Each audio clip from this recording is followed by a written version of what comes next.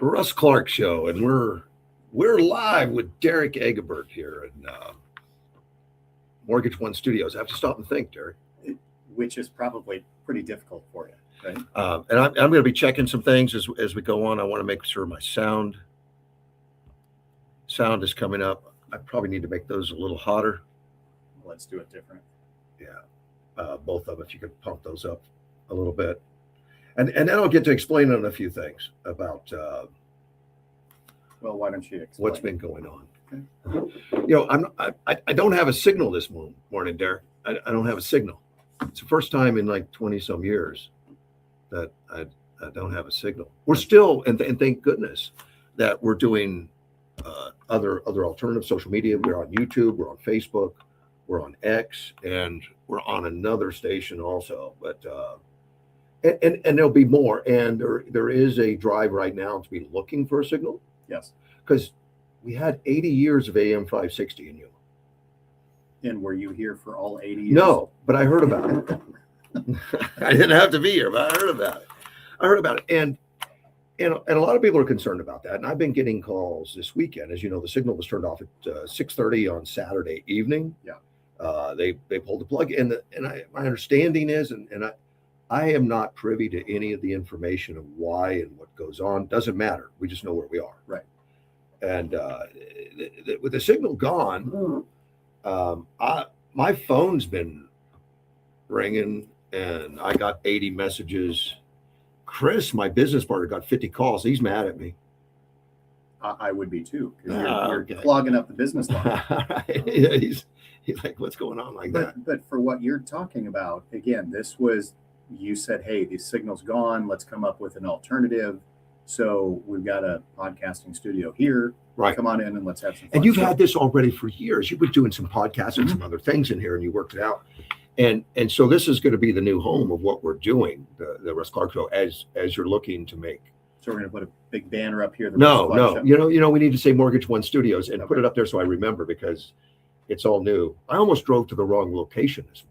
You were tired. No, it's just automatic. You get in the car and it's just, you just go. Okay. So, but again, when you're saying you've got 50 people asking you for questions, yeah, your phone will ring and you can still talk to people right now. So do you want to mention that? The old phone number, I'm assuming it's not disconnected, but there's nobody there to answer it. But my cell phone now will work as an incoming call to the show for now, and we'll probably end up with something more permanent in the long run. Yeah.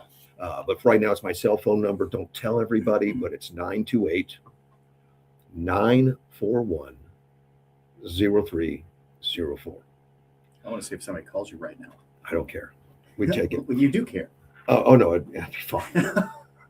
I mean, I don't. So quite often, I used to put my phone on hold because I got stories to get out, which we do have a lot today. Lots going on this week. Lots going on, but let's talk about the Russ Clark Show.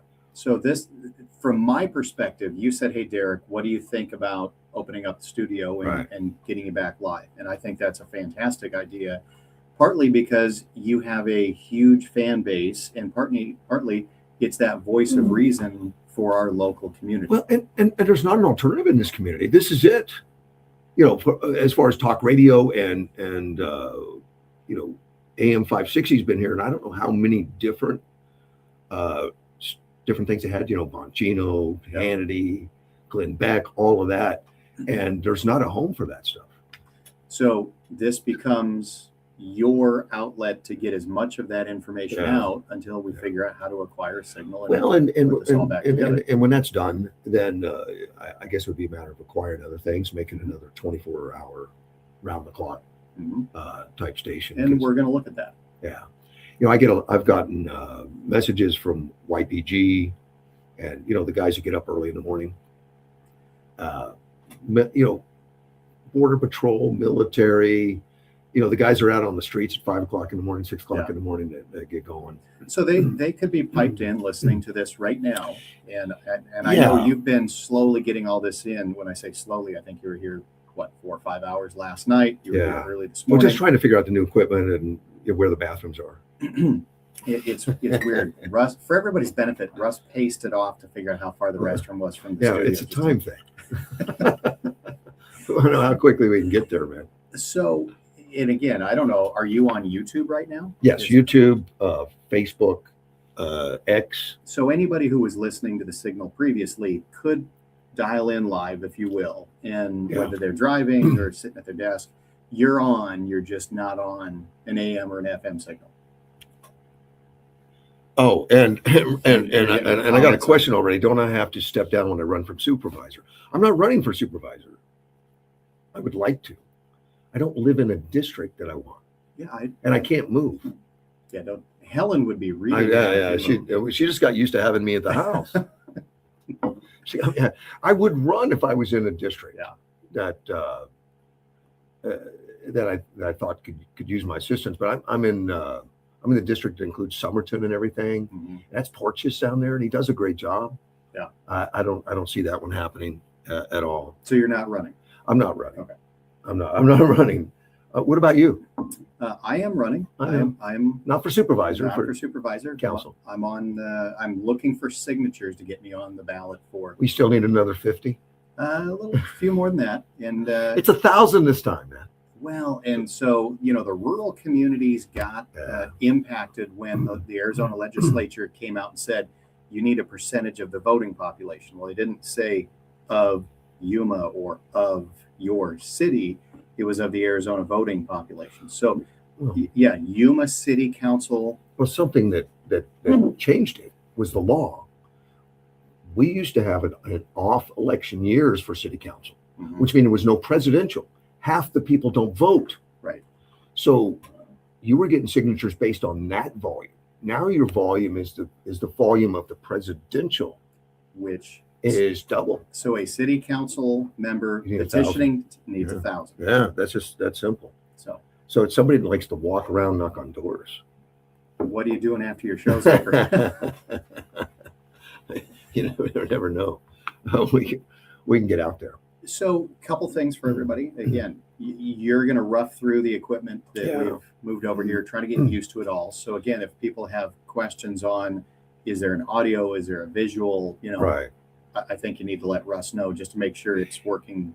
And for you. the guests will be coming in like always, and we'll get them in here as well as the phone calls.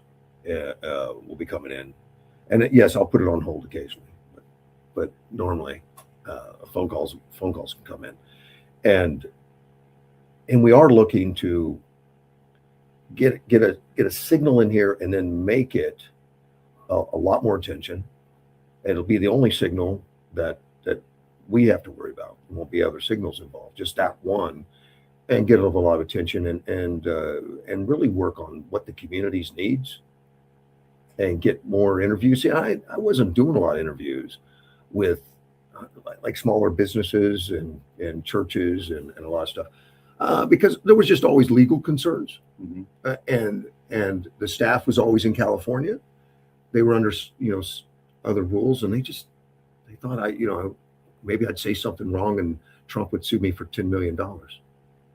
Well, you always say things that are wrong, and that's kind of okay. But I am careful. Not wanting to do anything. Let's take a phone call. You're on the air. Sandy, you're my first caller in the new studio. Good morning. Yeah. Well, I tell you, Derek has better equipment. It's just new. It's all brand new. So that's great.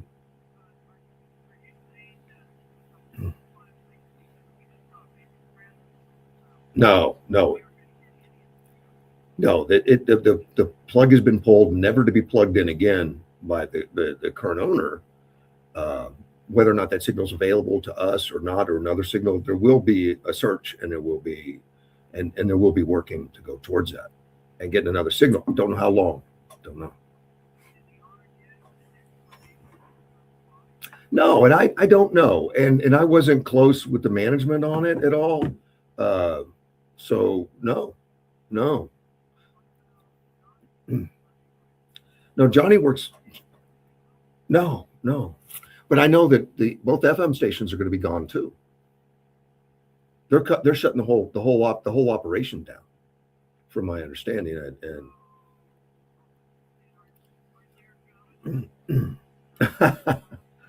Those would be the conspiracy theories, and those are justified to have, by the way.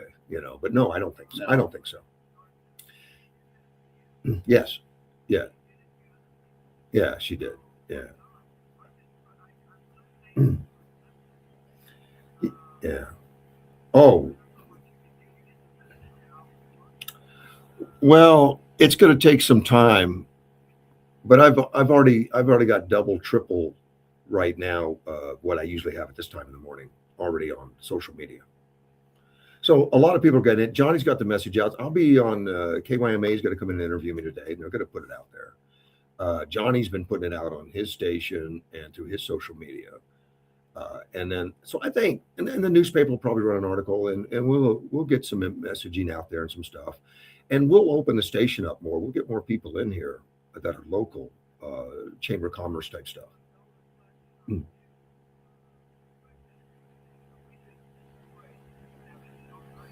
Well, no, it doesn't. It's a market we can't ignore it. We can't ignore the radio. And I know Joe Rogan does just. Yeah. No, we're gonna.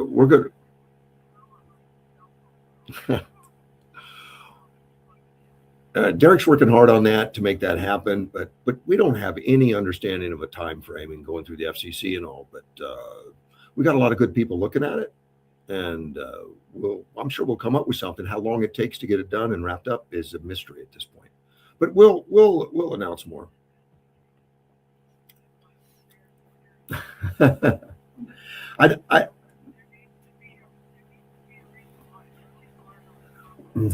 know.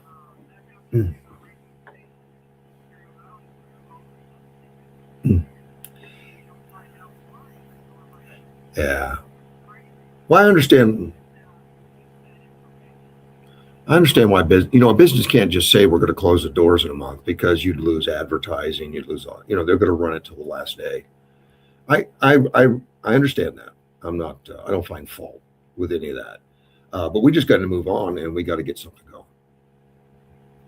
And thank you, Sandy.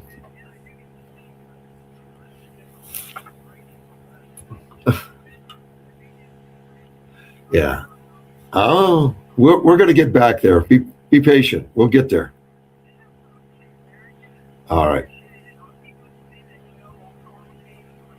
All right.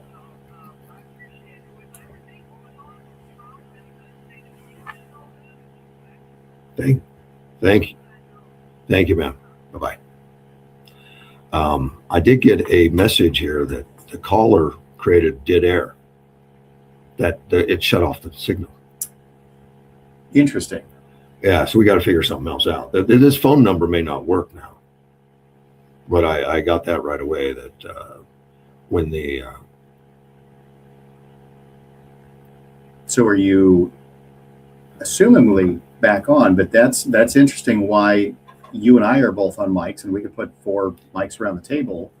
Why wouldn't that have? I don't know. Unless, okay. So we're gonna play around with that just a little bit. You just can't hear her. Okay, we could turn her up. Okay. So that's so we just need to. I because if I can hear her, it should be going out. Sandy. Yes, I went outside. Yeah. And when I came back in, I can see you guys talking, but I can't hear you. I don't know if my phone call messed that up or. So To let you know, I'd like to be able to hear what you're saying. Thank you, ma'am. We're working on it. and this. Yeah. Okay. So for anybody else who's listening, did you get a? You have that at a -6. The others are at a +35. Right. Do you think that has anything to do with it? Well, this was turning it up for her microphone. Right. That's what we need. We Yeah. need to go to 35. I You think can't go to 35. No, I just turned it up significantly. From the Okay, previous one. well- Did they hear her on the second No. call? I just got a message that no. Okay. All right, then we're going to pipe this in a different way. Yeah. This way of doing it may not work. Of course, we didn't know. This is equipment. We've never tried this before. And I haven't read the instructions on Roadcaster.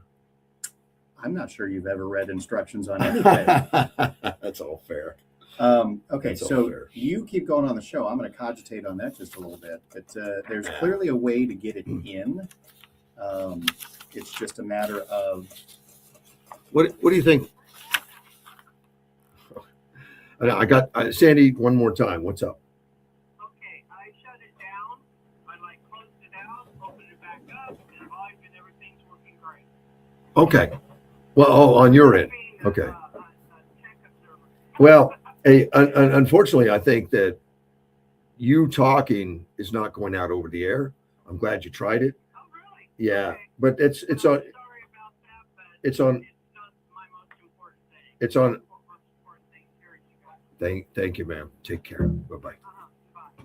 So I was Sandra again. I'm assuming nobody heard her. well, this that's. time. I mean, And that's she called up just to say that her equipment's working now and everything's fine. Don't know. We'll have to work on this roadcaster and see. well. The interesting thing would be, and again, whoever was texting you saying they couldn't hear her, could they hear her on that third call? No, So, we sure? no, but Okay. you can barely hear Sandy now. Okay. So there's things we need to work on because we got it blasting in our headsets.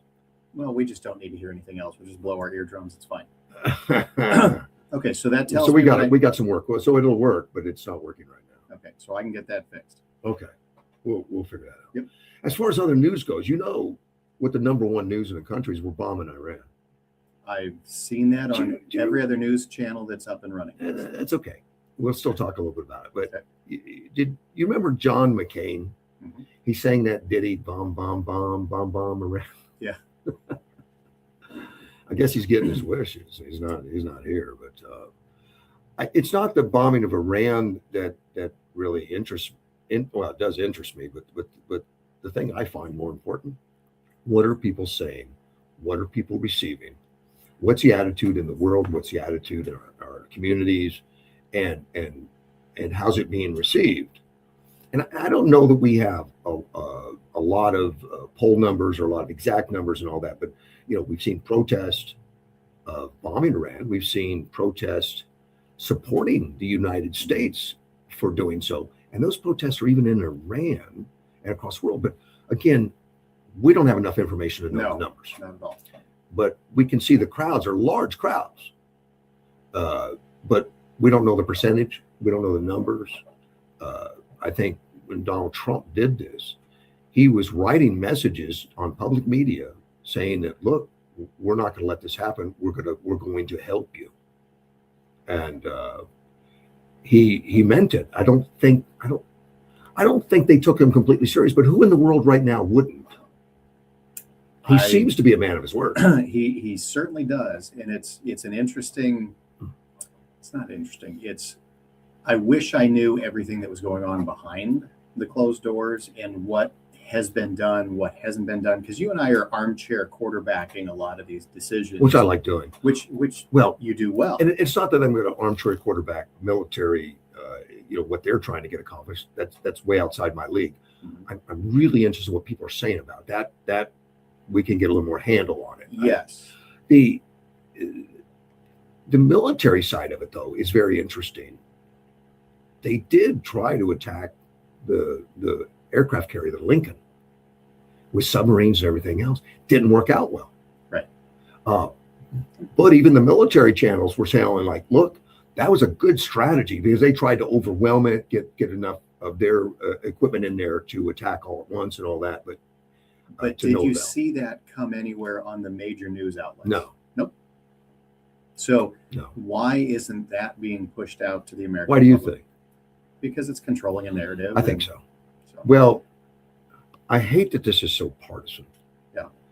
It's you can agree or disagree whether it should happen or shouldn't happen. I like to hear those arguments. I like to understand what people are thinking. I do.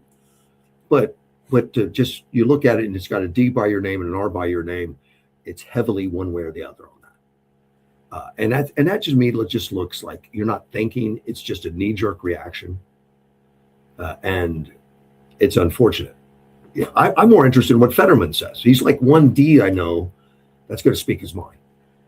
Isn't it interesting how, as he has become, I want to say independent because it's not a political affiliation, but as he has become an independent thinker, boy, a lot of the Democrats have not liked Brain him damage got in. anymore. And again, you look at from just from a hey, let's look at what's really happened in a global picture. Do you remember when plane loads of cash went over to Iran? Well, in excess of $1 billion under Obama, but then it was like $6 billion or something under Biden, and that was for a transfer of prisoners, which is against our country's rules. They said that was just a coincidence. They released the prisoners for nothing, but they wouldn't do it until the money hit the ground. Sounds like quid pro quo to me. And the money was technically money that we had frozen, that was theirs, but still, why would you feed these terrorists? So you go back down that road of where's the discontent? Where's the anger, the protesters for sending billions that way? There wasn't any. Well, there was some noise, and that noise came from the conservatives. Again, unfortunately, it's partisan, although, and I agree with saying it's wrong. I mean, I didn't want to see an escalation of Iran building military hardware and supporting Houthis, supporting Hezbollah. and that's what happened. And where did lots of that money go? Yeah, right to killing Americans. So, and again, you look back at why didn't we know that the Lincoln was actually under attack? Why wasn't that out there on the major media? Or if it was, why wasn't it a major story? My fact checker's listening, and he is correcting me. It's not Iran, it's Iran. But he's the world traveler. He gets plane tickets to go to other countries. Well, no matter how many times you tell Russ Clark how to pronounce something, he's probably right. Still not going to get it right. You've still not gotten my last name right in 10 years, Russ. I got it right once. Yeah, once. Well, it's my phone's fault because it keeps the enunciator on the phone is not getting even close. I'm better than they are. You know you can change those. I don't want to. Okay. I kind of enjoy it the way it is. All right. Well, you do that. The other things that you're not hearing about, the Iran has an air force that they bought from America back when the Shah was around, and those were F-4 Phantoms, and the F-4 Phantoms were actually left over. I think they had 72 is what I remember reading. They were down to 30 because spare parts wearing out and you can't replace them. Old technology, old airplane. I saw a story, read a story about 6 of them took off to go after an F-35. None of the 6 came back. Really? Yeah, the F-35 landed. Okay. They couldn't see it. I've never read that story. Yeah. So we've got that kind of equipment. And not to interrupt. So here, when we're testing equipment, had somebody say, "Hey, your microphone sounds a little hollowy and are you getting that farther message? Away." Yeah. So I just got that message. So again, as we're trying this the first time, piping 3 different pieces of equipment through your laptop, we're going to keep. Do we have synthesizers on this? I would imagine they're built in somewhere. Sure, I'm sure. Okay, but I don't. You got to artificially make me sound. I don't want to look. There's only so much we can do to make you look and sound better, and this morning is not going to be one of them. Got to work on it. So, 3 military personnel lost their lives, and and Donald Trump has put in out some messages on that.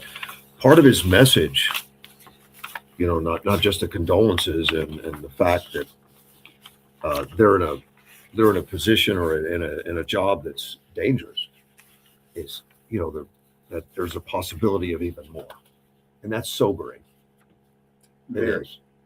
And so again, I saw one snippet, and that's it. So tell me the rest of what happened. And I didn't get a lot about the 3 and exactly where they were and where it happened. But Trump says, as one nation, we grieve for the true American patriots who have made the ultimate sacrifice for our nation. Even as we continue this righteous mission for which they gave their lives, we pray for the full recovery of the wounded and send our immense love and eternal gratitude to the families of the fallen. So there were wounded. Sadly, There will likely be more before it ends. And, and this is and I don't know what everyone thinks of Trump. He's in an election year to make sure that he can continue to help this country with the policies that he sees are right. And of course, those policies are going to be blocked by Democrats. And he's against a very bad history, a history for him, in that the incumbent president generally, most of the time, with few exceptions, loses houses in the House and possibly in the Senate. And so you want to go into this election series with as clean a reason for them to vote you back as you possibly can. So for him to make this strike, he's not thinking about, oh, I'm a politician, I got to win the votes. Yeah. Which I respect hugely. That this is not about winning votes. This is about winning peace, winning security. And every president in recent times that's been up against this, of course, the Ayatollah's been in power Ayatollahs have been in power for 47 years. Every one of them says, we can't let them get the nuclear weapon. We can't let them get the nuclear weapon. But that's a tough thing to really stand up to. And in the meantime, Iran's, I've heard numbers that it's been in excess of 100,000 Americans killed in everything, because they're factoring in a lot of different things that they sponsor. Interesting. I've not heard that. Yeah. I don't know how they justify that number. I've not seen a breakdown. I know I've read it, but they said they're the number one. But we've been told many times they're the number one supporter of terrorism. We know they supply Hezbollah. We know they were behind the Palestinians in the Gaza. We know they were behind the Houthis. It's not a secret. So why do you see so much protest against what just happened? And this is a guess, but Yeah. a lot of it is going to be the same people that just hate Trump. You can just count on it. They're going to surface. And I've seen some of the protesters are going out there pulling out the signs, all professionally made, so they're being financed from the appearance. Okay. It's being financed, and I know the FBI and others have looked at some of these blue NGOs that are financing these things. They're getting government grants. Some of them, not necessarily like they don't get a grant because there's a grant going out to stop Trump. They get a grant to help get the vote out, or a grant to help people organize or something. And it's going towards these kind of things, which is really unfortunate. I know there's a push to clean it up, but I don't trust our Congress. I say that there's many people in Congress I trust. And I want to give a shout out to Tim Dunn too. He's been a help already this morning, telling me he's hearing the mic and stuff like that. And there's an interest from our local politician on 560. It gives them a voice. I mean, they call in a lot. Well, and what you're talking about is one of the reasons, you look at some of the decisions that we as a community have to make. We need the politicians, not just locally, but across Arizona, to know what's going on and fight for the rural community. They want to get messaging out there. And this has always been a great avenue for them. And I don't have any trouble getting people on the phone. Well, I take that back. I can't get a lot of Democrats. It's rare. I can get some. Which is interesting, because you've always been fairly neutral when it comes to... That's not the image. Right. Well, I'm not neutral in my personal opinion. No, not in your opinion. But when you're talking to people, you're giving people a platform that they can talk, and then you ask genuine, logical questions and continue going. And you're checking messages. Okay. Well, my fact checker always helps me when I said I didn't know a lot of details about the fallen. 3 service members were killed on a U.S. base in Kuwait. The latest, Kuwait mistakenly shot down 3 U.S. warplanes. Wow. A fog of war. I haven't read the article yet. I need to read that. I didn't hear it. I try to watch as much as I can, but I got a dog to feed too. And again, like your dog, but I'm glad you didn't bring the dog. It's too much to handle. She has not been really polite lately. Well, and we could really confuse you. What's You that? you could say, hey, Russ, move cameras around while you're trying to get your show on air, and you're trying to answer your phone, and you're trying to run the board. Yeah, I know. Yeah, we can do that. A lot. Not going to happen. Maybe. I don't know. Look. So don't here's what I appreciate. Right now, your show is back on air. You're talking about world events, Correct. U.S. events, and you're still roughing through equipment challenges, location challenges, etc. So, again, one of the beauties is, you've been the voice of reason here in Yuma for a good long time. Yeah. And just the simple fact that you're willing to uncomfortably do all of this to keep that up and running speaks volumes. It's a passion, though. I enjoy it. I enjoy the conversation. I enjoy giving people voices. Like, you had a politician that wants to get a message out, or a small business, and I look forward to doing more of that now. I think we're going to be a little more untethered to be able to get more community people in here. And I used to bring in high school cheerleaders, whatever, FFA, future farmers, FFA. Yeah, completely different. Yeah, FFA, and those kind of, and I want to get back to that, where we're making this more open to community, which we got the room. You have the space. And again, when you say untethered, though, boy, I feel tethered right now with all these cables running all over the place. Hey, you don't want to trip yet, and we'll get this all buttoned up, and do all that. But this Donald Trump had more comments. He said this wretched and vile man had the blood of hundreds and even thousands of Americans on his hands, and was responsible for the slaughter of countless thousands of innocent people and all across many countries. He said the U.S. struck hundreds of targets inside. They're doing like 1,000 sorties in one day, and that's a sortie is one airplane filled with as much hardware as they can carry. That's a lot. Of course, you know how big Iran is in comparison to, like, say, Texas? 2.5 times the size of Texas. So it's not a small place. No, the land mass is. Yeah, you could hide. So, are these manned or unmanned sorties? Because I know. I would assume both, but we know that it's the largest, and I've heard a lot of commentary that it's the largest movement of aircraft into that part of the world since World War II. So they, and it takes tons of planes, like even tankers and the radar, the stuff that's checking the radar. And then planes have a lot of specialties, jamming planes. And then you got the B-2 bombers, which just does one thing.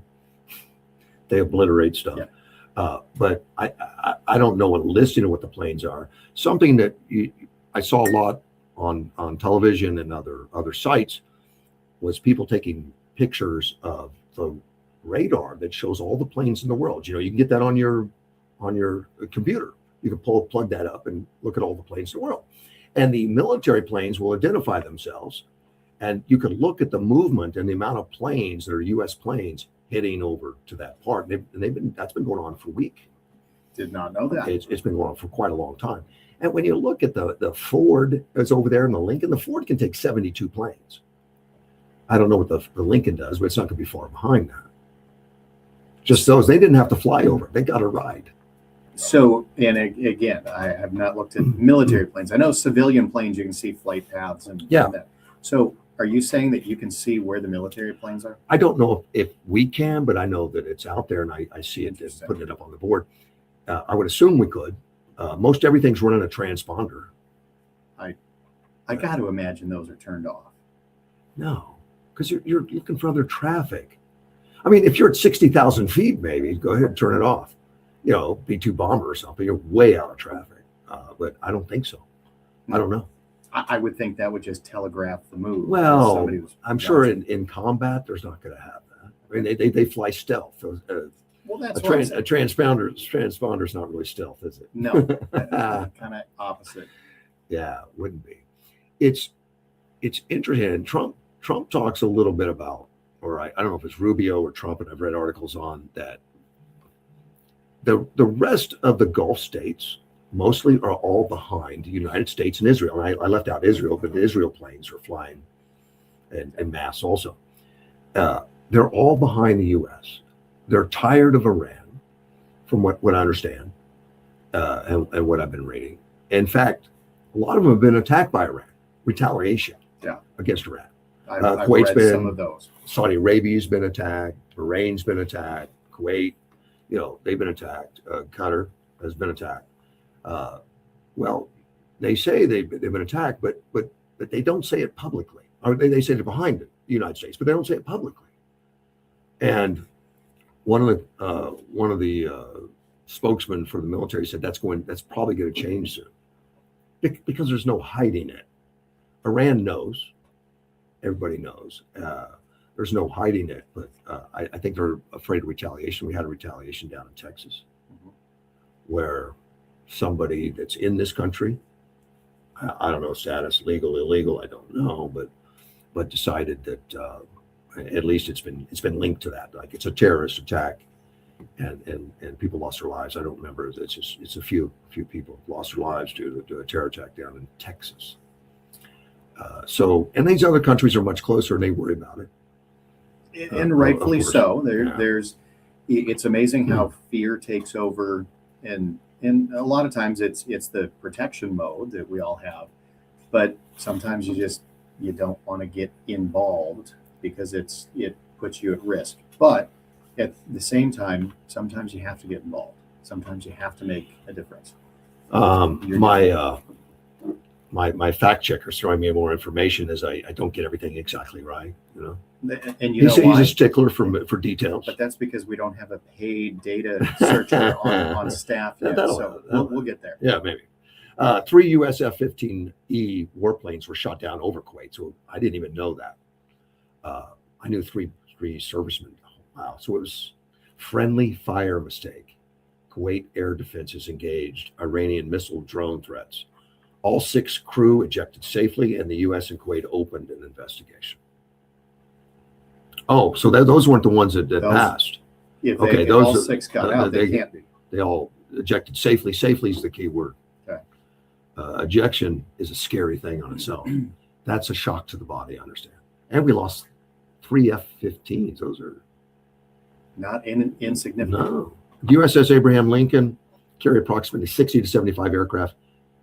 As part of the embarked carrier air wing, typically composition includes FA-18F Super Hornets, which are strike fighters, EA-18 Growlers. Those are electronic, they go up and jam everybody.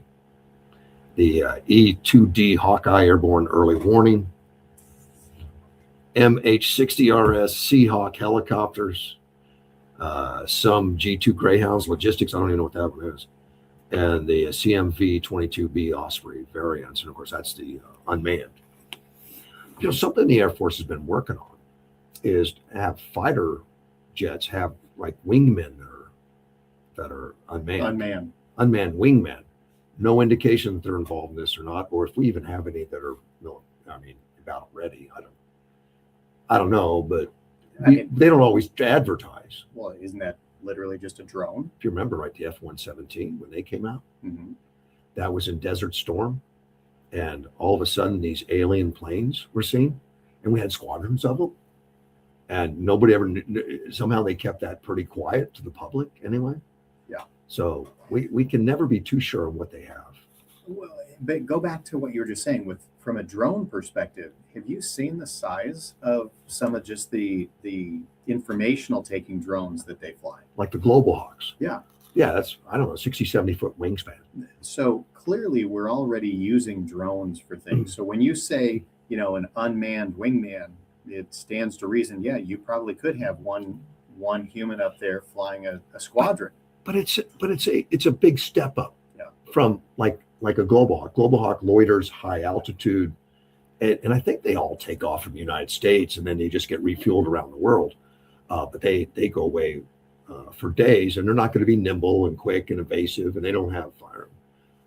But That you know of. that I know of, anyway. Well, and we got stuff that's out there, like some of the unmanned. Oh, he did. Oh, I'm sorry. I said Ospreys were unmanned. No, Ospreys are not unmanned. Ospreys are the tilt motors. There was no unmanned listed on this one, but a lot of the unmanned, they've been out there for decades. In certain cases, yes. But they've really improved. Well, yeah, now because you're looking at this artificial intelligence and you're having real-time data processing by the computer systems that are on them. It's a in Artificial intelligence too. Don't forget that. I still don't know what it is, but I know they got it. Well, you ain't got it. That's for sure. No, I don't even have the real stuff. Now you start combining those things, and there's a whole new chapter that's going to come up from a fighting perspective. And boy, you better get that right. You better have the programming and the guardrails within that AI system that, when you start saying go do X, They're probably working that out at YPG. I'm sure there's a lot. One of multiple places. Well, YPG probably has more ground type. I don't know if you've seen Ukraine, what they've been doing with drones. And I'm talking drones with tractor wheels on them, smaller, that are carrying machine guns that are anti personnel, as well as bombs, and they're going in rough terrain, and they're also carrying out wounded, and they're autonomous. That's what I'm saying is you start looking at what AI is going to do from a battlefield perspective. And when you talk about unmanned drones, it may be entire air wings that are unmanned. And I call them autonomous, but there's quite a bit of control behind firing solutions and all that kind of stuff. But some of them have AI to get around obstacles and get around stuff. And the controllers are still behind it, but these have like a 70-mile reach, some of them, that they're on the ground, and it's really changing. I mean, they're changing so rapidly that it's been amazing. That war's gone on, I know, 4 years, but the amount of stuff that I see now coming out has just been mind-boggling, and they don't do it on a big budget. Apparently not. No, they buy cheap stuff off the shelf. But look at what it costs to put together a unmanned something, whatever that something is, whether it's a car, a plane, a tank, anything. Yeah. And if you look at what we spend on, say, an F-35 compared to an unmanned, I think it was 100 million. It may be down now as the volume goes. The amount of money going into the drones actually saves cost and saves lives. Some of those drones are a couple $100 for like smaller anti-personnel, maybe $5,000 for some of the big ones. But it's amazing. I don't know how many you can buy for $100 million. A lot. Well, a lot. Well, and that's, from a defense perspective, that's pretty hard to defend when now you're talking about it doesn't need to be the size of a C-5 cargo plane. It needs to be the size of your coffee cup. That could go do stuff. So, I'm glad we have smart people working on this, and I'm still so thankful for our military protecting us at this moment. And again, when you say 3 servicemen, men or women, lost their lives, my heart goes out to them and thank you for your service. Oh, yeah. This is all for real. This is scary stuff. Iran is they've spent tons of money for this kind of thing. So go back to what you were talking about. Originally, you were saying the protests against and not knowing all of the particulars, right? So here's what I love about this country is you get to protest. Correct. You get to do those things, whether you're right or wrong. Constitutionally protected. Great. So whether you're protesting for or against, we still have that ability in this country. If you tried to do that in Iran, could you? Yes, but you get killed. Okay. That's literally the difference is here in the United States, because of what we've put together, you still have the right to protest, whether you're on the right side or the wrong side. Leading up to what's going on right now, one of Trump's big things that you need to stop killing your own people. And there were numbers that reached estimates of 36,000 or so. That's the highest estimate I heard of. We don't know how accurate, but it's amazing numbers of their own people. And I've been watching a lot of commentary on YouTube from people that have been in our country or been in Western countries from Iran, escaped it maybe a decade ago or something, that are in news. And they talk about relatives that they still have over there that have disappeared, that have been killed, and that we just don't understand. And they get a little emphatic when they see Americans running around. Stop the war in Iran, leave them alone. And Mandani, the new mayor in New York City, coming out chastising the president for this death and destruction, with no mention ever of what Ayatollah was getting done. Boy, we're going to go down a road. But again, that's the let's fight against something. So when you hear Mandani doing that, it's a fighting rhetoric against Trump and the administration. It's not fighting for a group of people, etc.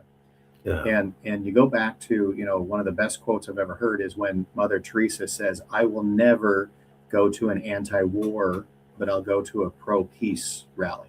There's a difference. There's a huge difference. Yeah. And so, whether it's him or anybody else who's protesting, tell me what you're fighting for, not what you're fighting against. What are you going to get behind? Well, I think the same goes for most of what you stand for, not what you stand against. But we see too much of that stand against something, Yeah. whether it's protest or politics. So Mandani is what, again, I've seen a few things online. You just read one of them. But Yeah. if he's fighting against Trump, so he's really fighting for the Iranian regime that's over there in its current Correct. position. Okay. There's no mistake in that. So, hey, how about instead of you rhetorically fighting against President Trump, why don't you come out online and say exactly what you're fighting for and what you're protecting? Here's what he put online on X, and it got 20 million views. He's got that kind of attraction. Not a small job to be the mayor of New York City. He said, today's military strikes on Iran. I'm sorry. I'm going to get Edward to come over here. Hope you have your Today's military strikes on Iran, carried out by the United States and Israel, mark a catastrophic escalation in an illegal war of aggression. Bombing cities, killing civilians, opening a new theater of war. Americans do not want this. They do not want another war in pursuit of a regime change. Americans prefer relief from the affordability crisis. You are part of the fabric of this city, and he's talking to Iranians here. You are our neighbors, small business owners, students, artists, workers, and community leaders. You will be safe here. Now, he's talking to Iranians in New York. There was a big rally by Iranian people that love Trump. in support. Yes. I don't think Mandani mentioned that, but they've also had anti in New York City, which looks very paid for. Millions of signs. When I say millions, All the same hundreds of sign. signs. All the All same the same. sign. Yeah. White ladies walking down the streets with them, pass them out. What is that thing about the awfuls? It seems to be mostly white ladies that are involved in that. I don't get it, but somehow that's a big thing. Ted Cruz made a comment to Mandani. He said, "Comrade Mayor is rooting for Ayatollah. They can chant together." Brian Kilmeade with Fox News says, "Did you say anything pro-American? Do you know any Iranians? They hate former Khamenei. They celebrate his death. You should be celebrating his death. He's killed thousands of Americans and just killed 30,000 Iranians. Did you even say a word about that? You are an embarrassment. Please quit." That's pretty aggressive from a news guy. I'm going to ask you something. What you read his quote when Yeah. he says, and here's what, man, I wish we could hold people accountable for their words and make them go back and. Well, you want to become like Britain and put them in jail? No, but he says illegal war, right? You read that? Yeah. So do you believe that any president ever authorizes any military strike without having the legal review by their team prior to? No, Okay. I don't. So- because you got too many people involved, you're going to have the cabinet involved. You have that. So factually, we know every administration, good or bad, Democrat, Republican, their legal counsel has signed off on that, Right. whatever it is. And they know what the authority is that it's done under. But the simple fact that one man, I mean, if you and I sat here and did it, I would expect someone to call us out on it. The simple fact that somebody says, hey, it's an illegal war, which I've heard that talking point by probably 24 people online right now. Politicians say that. And you say, wait a minute. And they know better. Correct. But they're going to do it to rile up the public. Correct. Because that's all the protesters that they want on their side are going to hear is, it's illegal. It's illegal. It's clearly not, because otherwise the head of the executive branch of government is not going to be able to pull it off by themselves. They've got an authorization, and I don't know it. I don't have it in front of me. I don't know the time frame, but I know at some point they have to get congressional approval for continuation. I don't know the details on that. I'd have to look it up. But to say he doesn't have a legal authority and he has to go to Congress, and they're saying it regularly, like, like Jasmine Crockett, for one, is just, it's illegal, it's unconstitutional. I don't know if she knows what she's talking about. I'm going to guess, based on my understanding of the law and the Constitution, she doesn't. But it's a good talking point, because you're pandering to your base, right? Which, when you say the words illegal war, that's ammunition to fight sending against somebody. Out so much misinformation, and I'm not in favor of having an office of misinformation like Biden or Obama were in favor of.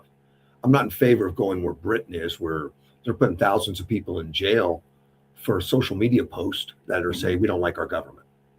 No, I don't think it needs to be that. If there was a wish, like, rub the magic lamp and here's the genie, and the genie pops out, says, look, just have everybody speak the truth. And if you know it to be not correct, or you're not sure, go do a little research. Yeah, it's a nice request. I know. Well, I don't have the genie's lamp right now. So, but when you go back and say, okay, Mondani, when you're calling it an illegal war, truthfully, if you've been through this political circus, you understand that somewhere within the government, they gave the approval legally to do this. Otherwise, it wouldn't be being done. Right. So you look like you're checking comments. Well, I am checking the comments, and there's a few people that have probably signed on and says, is KBLU gone? The answer is they shut it off on Saturday. Yeah. And with my understanding, no intentions to turn it back on, at least from the current owners. And we've got people looking right now to find a signal, that one or another one, whatever, to continue the 80-year tradition of that. And I'll be talking to KYMA today about it. They're gonna come by. And kudos to you. Yeah. You look. Is this the career that's making you rich? No. You've done this as a passion for our community, and you love getting into this. And again, from the community's perspective, hey, Russ, thanks for doing this for all these years. And when you said, hey, Derek, Houston, there's a problem. Okay. So let's get this back on the air, and thankfully there's enough equipment here that we can do this. Well, rumor is this way. There's a rumor you care about the community. So well, I do, but I also care about when friends and relationships. When you say, hey, Derek, I need a little help. What do you think? Absolutely, I'll open up the podcasting room. I'm sorry the cameras put 10 pounds on you, but is that what it is? Well, I don't know. Here, watch. Let's 10. see what. Look, here. It's 10. Is it 10? It's like a scale. Here, let's let everybody. If everybody wants to take a screenshot of that one right there. Let me suck in first. That's unfair. But again, it's back to, hey, can you help? Can you be of assistance? And do you have any positive input to put into this? Back to what you're talking about. When Mondani or anybody else, Crockett, who says it's an illegal war, are you doing anything positive for this country, or are you simply fighting against somebody? In their minds, and I'm just from listening to these people talk all the time, in their minds, anything to stop Trump is good for the country. So they justify half-truths, lying, whatever it is, get rid of Trump, because they think if I'm in power, it's better for the country. So whatever we got to do, and that's a bad philosophy. That's a bad way to go about life. I mean, it's not healthy, but they do it on regular, and there's so many people that just suck it up and say, "Wow, that's great." But here's one of the differences, Russ. You say a lot of things on air, and your fact checker will call you out, or myself out, or anybody else out, and you will acknowledge a mistake and move forward. You're not going to be defensive to say, "Oh my gosh, I don't care. I'm still going to die on this hill." Well, my fact checker is relentless, though. I mean, Well, with as many mistakes as you make, he needs to be. he would have somebody knock on my door. You just got to be careful. You know. But back to, you're at least willing to look at, hey, there's another side. There's turn the prism. Let's look through another lens. Let's dig in a little bit more and make sure that I'm factually correct. Correct. And that's what I think we need more people doing is let's look at the facts. Let's look at the logic. And when my understanding from my little seat on the bus in Little Yuma, Arizona. So again, I know my perspective and my seat on the bus. I'm seeing lots of people, Iranians, who are celebrating this, and we don't know the numbers or percentages. We don't know, but it seems to be very. When you see the crowds, they're large. And the sheer fact that President Trump was speaking directly to the people through the media. Okay, maybe there's some truth to that side of the story. Before I go off half-cocked, I would like to go do a little bit more research. So to all of the politicians who like to spout off words, maybe let's do a little bit of research and look at how this is going to affect the American I believe public. they know the truth. I don't think that stops them from saying what they think is going to better their campaigns and their positioning. And that's another thing to look at with this. Is this help Trump's positioning as far as this next election to make sure that he maintains the House? No, this could backfire huge. This could be a disaster. What if they had sunk the Lincoln?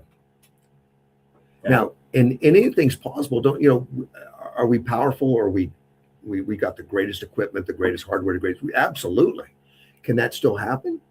Of course, sure. Of course it can. And these guys fighting every day know it, and they deserve our respect and prayers. And that's the humble respect of let's look at everything that's happening. Let's be appreciative of what we have. And again, we live in a country that you're allowed to protest. You're allowed to fight against things. Is it doing you any good? Is it doing them any good to protest? Yeah.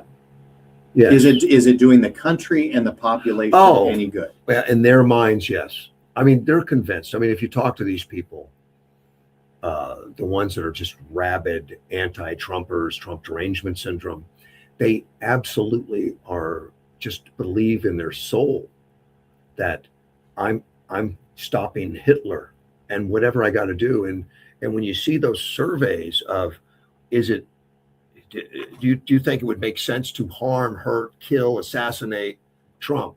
And you start seeing these people ill-informed, high percentages say yes. And it's I would never guess. I would never think that anybody would say that for any reason.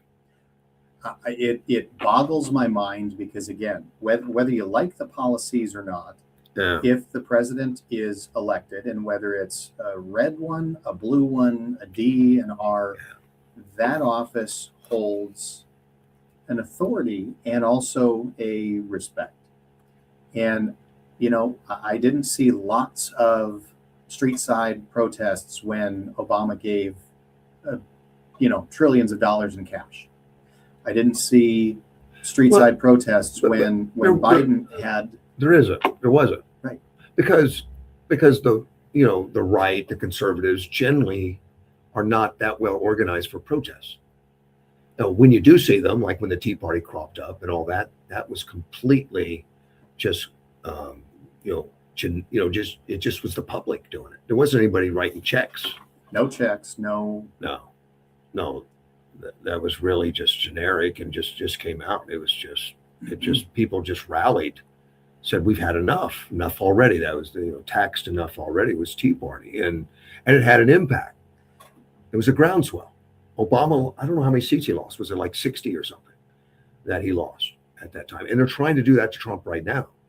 So they think we got to have one of these protests. So they're paying for it. It's a different deal. My fact checker, we've been on an hour. I don't have commercials. I don't have breaks. I don't have music. You could sing. No, not going to happen. Okay.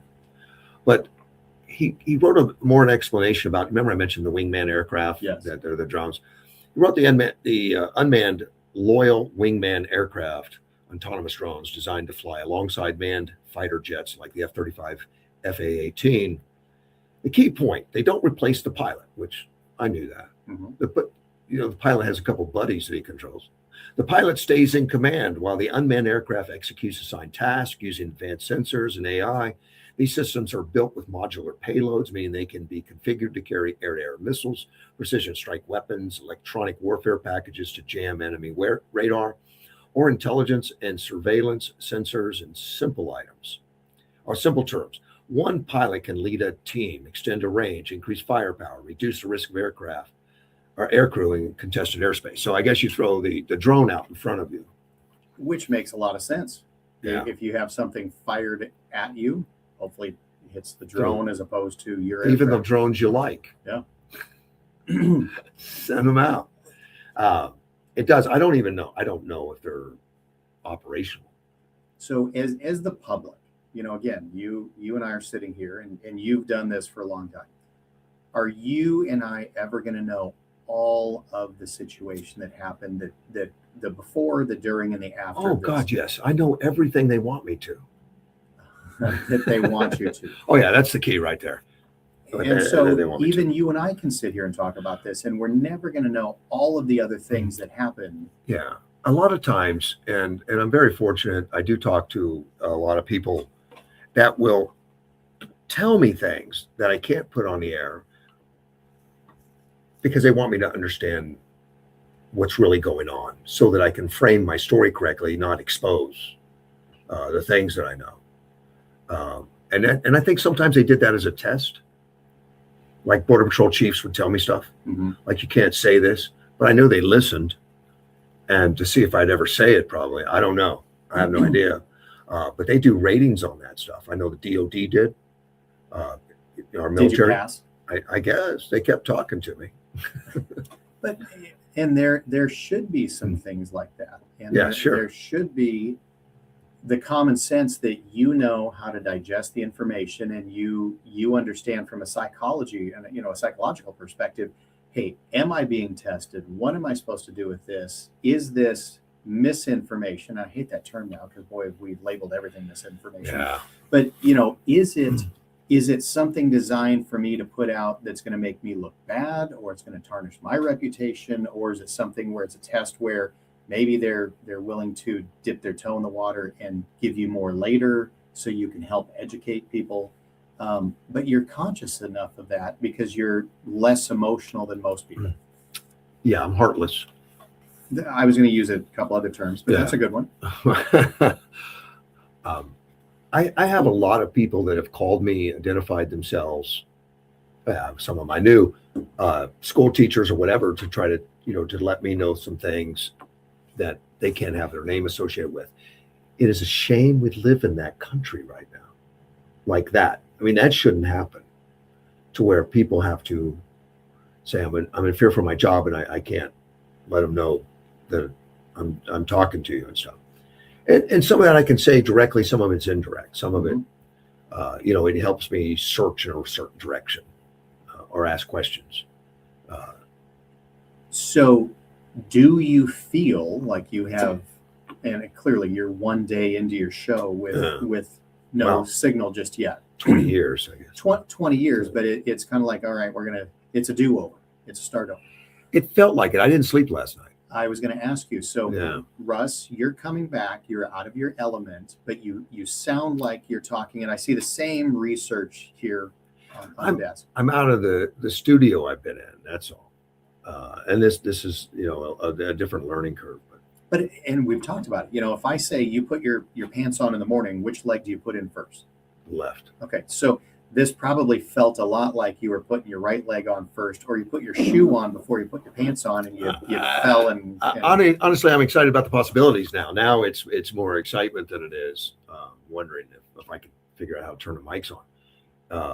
Now it's I see the opportunity to do more community stuff. I see the opportunity to have more elements of what we can do on air. You've got equipment that has more versatility than we're possibly going to use for a while until we figure it all out. and we got to get that phone call thing figured out. We get the phone call thing figured out. We'll get all that stuff done, and then so I think it could be much stronger for the community. And does it give you more focus? Yeah. And I think that's And I think, I was going to do the radio, and I decided years ago when I did the radio, and that was in the 1990s, back when I started. And I'm not a journalist. I didn't get the training. I'm a speech instructor. I don't mind talking, but I learned to come in, and I had to tell myself, much like you do a budget, like, why am I doing it? What's my goal? And my goal was to get the information out, to give people a voice, small businesses, whoever, to give community information out and do all that. So that was my only real goal, was the enjoyment of that. And I went for years with zero pay from the organization. They said, well, we can't really afford you, but could you do it anyway? And I said, sure. And I did that for 3.5 years.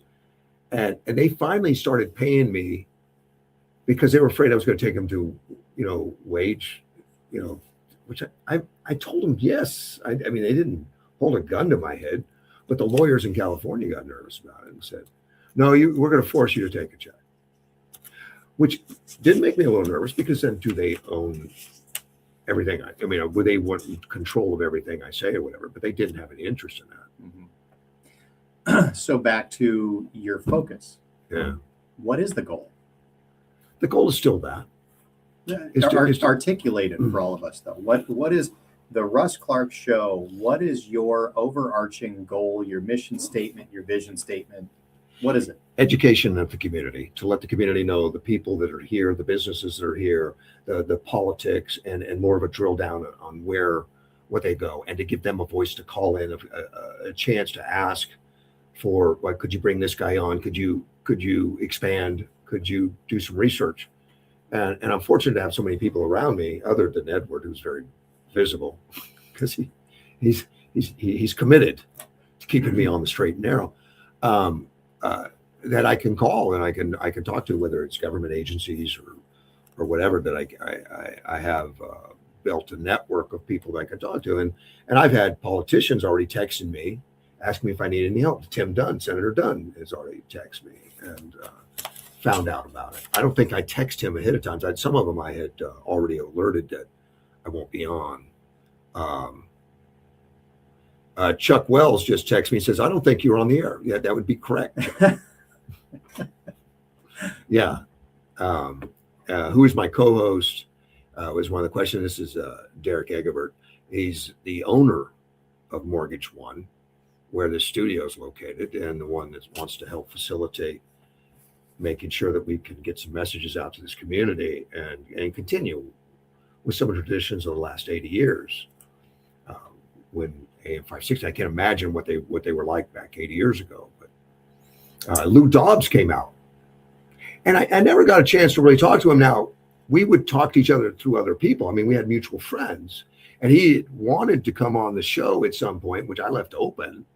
But he's passed since, and but he always had some fondness for Yuma and 560, where he really cut his teeth and got started in the business, and obviously went on a very successful career. I'm not going to leave Yuma. I decided that years ago also, in fact, when stations open up in Phoenix, and there would be a help wanted station for an experienced morning drive show, and the salary ranges would be like 180 to 300. And it can at a high end, but that's like being a quarterback of high school or the quarterback NFL. There's a step. Mm-hmm. The high end. I didn't want to leave Yuma. So the attraction and the connection's always been to Yuma to do the show, and it's Yuma information. And I think people vote better. They're better community leaders. They're better with more information. And I think it's up to us to do the best we can to make sure that we get that out there and cut through some of it. Now, some people may disagree with my viewpoints because they may be stuck in Trump derangement syndrome. That's one of the things that I always like about the show, though, is you're willing to listen to the opposite side. I want them to come on, conversation, and then have a true dialogue back and forth. And one time you may be wrong, and 99 times you're right, and you still listen when Edward calls you out. Well, he's just given me a great offer. Okay. He said he'd like to buy advertising on the new show. Perfect. He would, well, wait till you hear the rest. Okay. He would like to air it after each of your segments and he would like to entitle it Corrections of the Russ Clark Show. All the information you need that is actually correct. I actually like that. I realize it would need about an hour after each of your segments. Yeah, he's not wrong. Boy, Oh man. can you imagine the real-time typing that would have to be done for that? And I consider him a friend. Well, Well, do you remember the movie Shrek? yes. Okay, when I'm trying to fix the connection. I mean, when- I knew the when- cameras were in here. But it's not that. when Donkey says, oh, you must be a true friend because only somebody who is that brutally honest is a real friend type thing. So, Maybe he's just brutally honest. Yeah. Maybe he's like a donkey. and well, I wouldn't call him that. I'm just saying Yeah. your Donkey saying that only somebody that brutally honest is a true friend, or it's onions have layers. Yes. Yeah, and trust me, Russ has a lot of layers. So back to your why, Russ. This is work for you, right? Well, No, I mean, yeah, it's a you job. I show up, I do it. You spent hours yesterday Yeah. trying to make sure this was all done. We were here most of yesterday putting things together. You were here again this morning. You've already got notes printed, a show ready to go. Yeah. And I'm going to ask Russ, why do you care so much? I have friends that live in this community. I really want people to be informed. I really want them to make better decisions in life. And that's no different than you with Mortgage One. You care not that you can facilitate a mortgage with somebody. You want to make sure they're successful in it. And I honestly believe if people knew the whole truth, they would vote differently. I think they'd pay attention differently. But we get caught up in where we were. And I was a Democrat at one time. I wasn't reading, paying attention. I was believing the bumper sticker rhetoric of Trump is bad or socialism good, Marxism great. I didn't go that far, but Please even don't. back then. Didn't work out so well. But when you start paying attention, looking at the numbers, looking at the reality of things, I mean, there's people that can look at what Trump did so far for the economy in this country and look at it and try to find a way to frame it as horrible for us and it's going to destroy us. Of course, those are the same people that predicted we'd already be in a recession by now and that we would be, in food lines. And a lot of people did after he was elected, I mean, before, or warning as he was getting elected. But I think they lied. Clearly, everybody's allowed to air their belief. Yes, And but they're economists. They should know better. Now, some of the guys that thought the tariffs were going to be horrible and hurt us have come out and apologized. Most of those guys never apologize. They just move on, and they know that my listeners forget. Well, I have a smarter listener base. They're not going to forget. And that's, again, back to you, Russ, because this truly, you said you were going to play in a show. Mine is all about, hey, Russ, why are you going to continue doing this? Because I think it's important that people understand your passion for looking at the data and making informed decisions. And Yes. so, having the pleasure of sitting in the studio with you for years and years, the amount of data and research that you go through before a show, like there's probably 20 pieces of paper here on the table that you've printed purposefully, plus newspapers, plus scouring the internet in the morning. You're not just winging it, you care, and the amount of things that you've circled and highlighted because you want to get to those. Well, some people play golf. And you suck at golf. So I had to do this. Exactly right. But I enjoy it, and I don't take it personally. There's people that talk to me that says, well, I can't watch those shows. I get so mad. I want to break something. I never feel that. I enjoy the watching the struggle, the politicians, what they have to go through to get bills passed, to get things done. And sometimes it's frustrating and unfair. I understand, but not enough to make me want to, throw off the gloves and play like I'm a hockey player. Some people do that and they can't get over that. So they have to never talk about politics. I grew up in a household, we weren't allowed to talk about politics. We're not allowed to talk about religion. We're not allowed to talk about sex. And in fact, a lot of times they didn't want me to talk. It's just, Sometimes we still don't. it was just that way.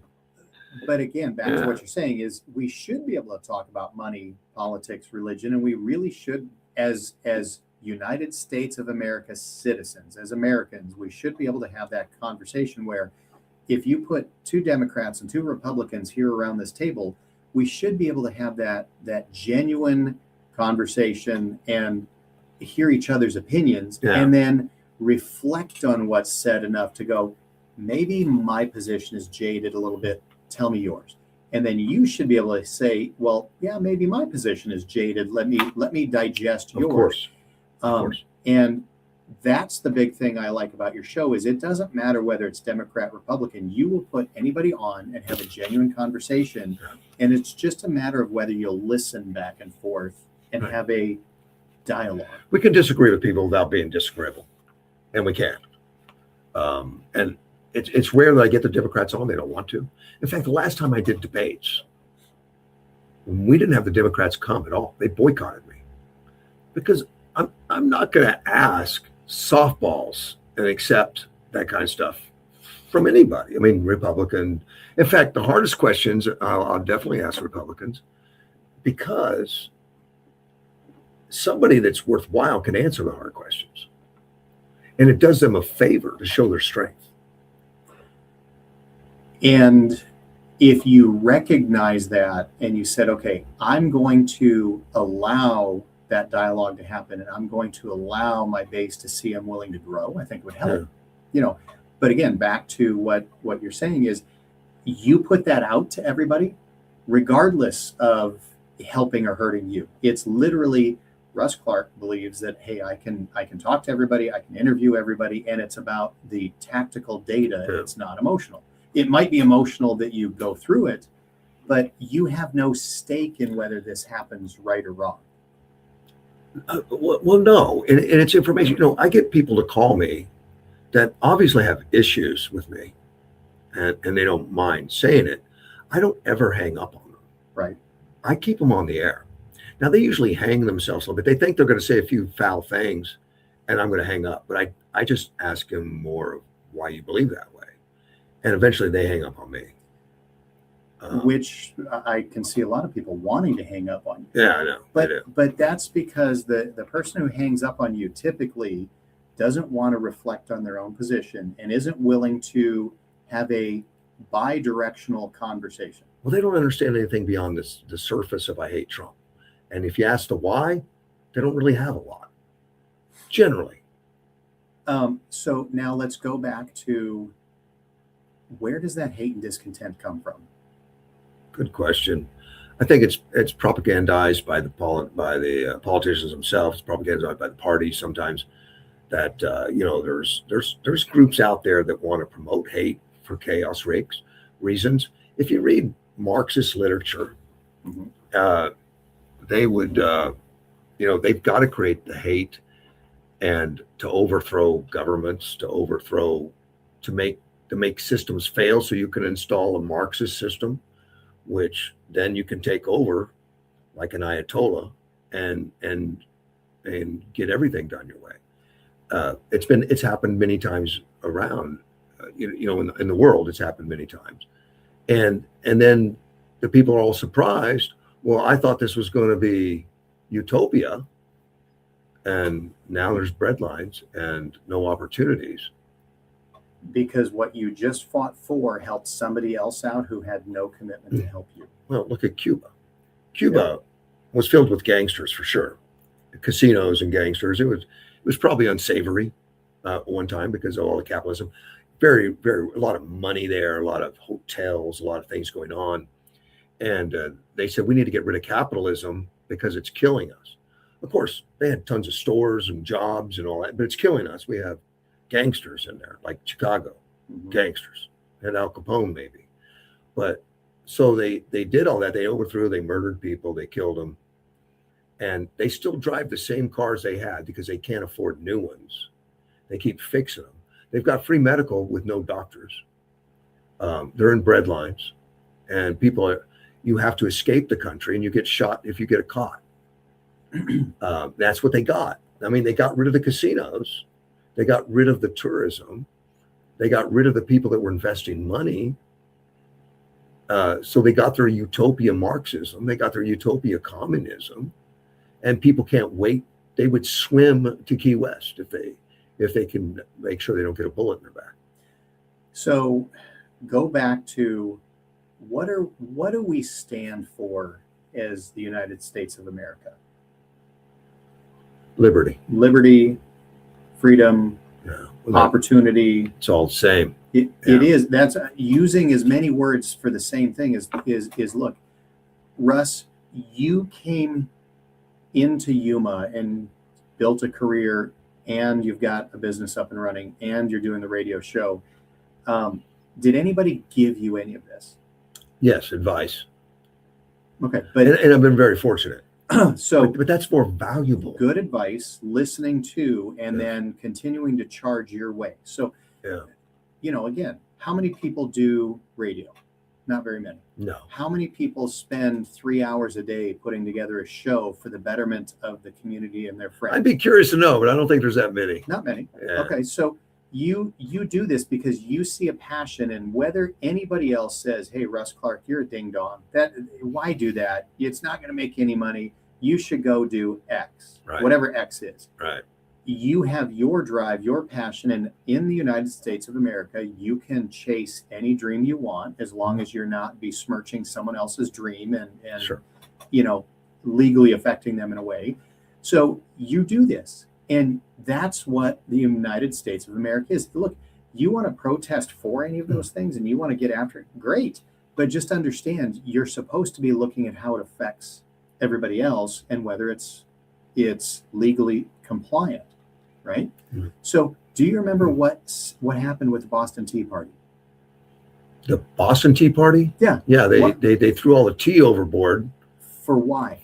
protesting the tax. Okay. How much?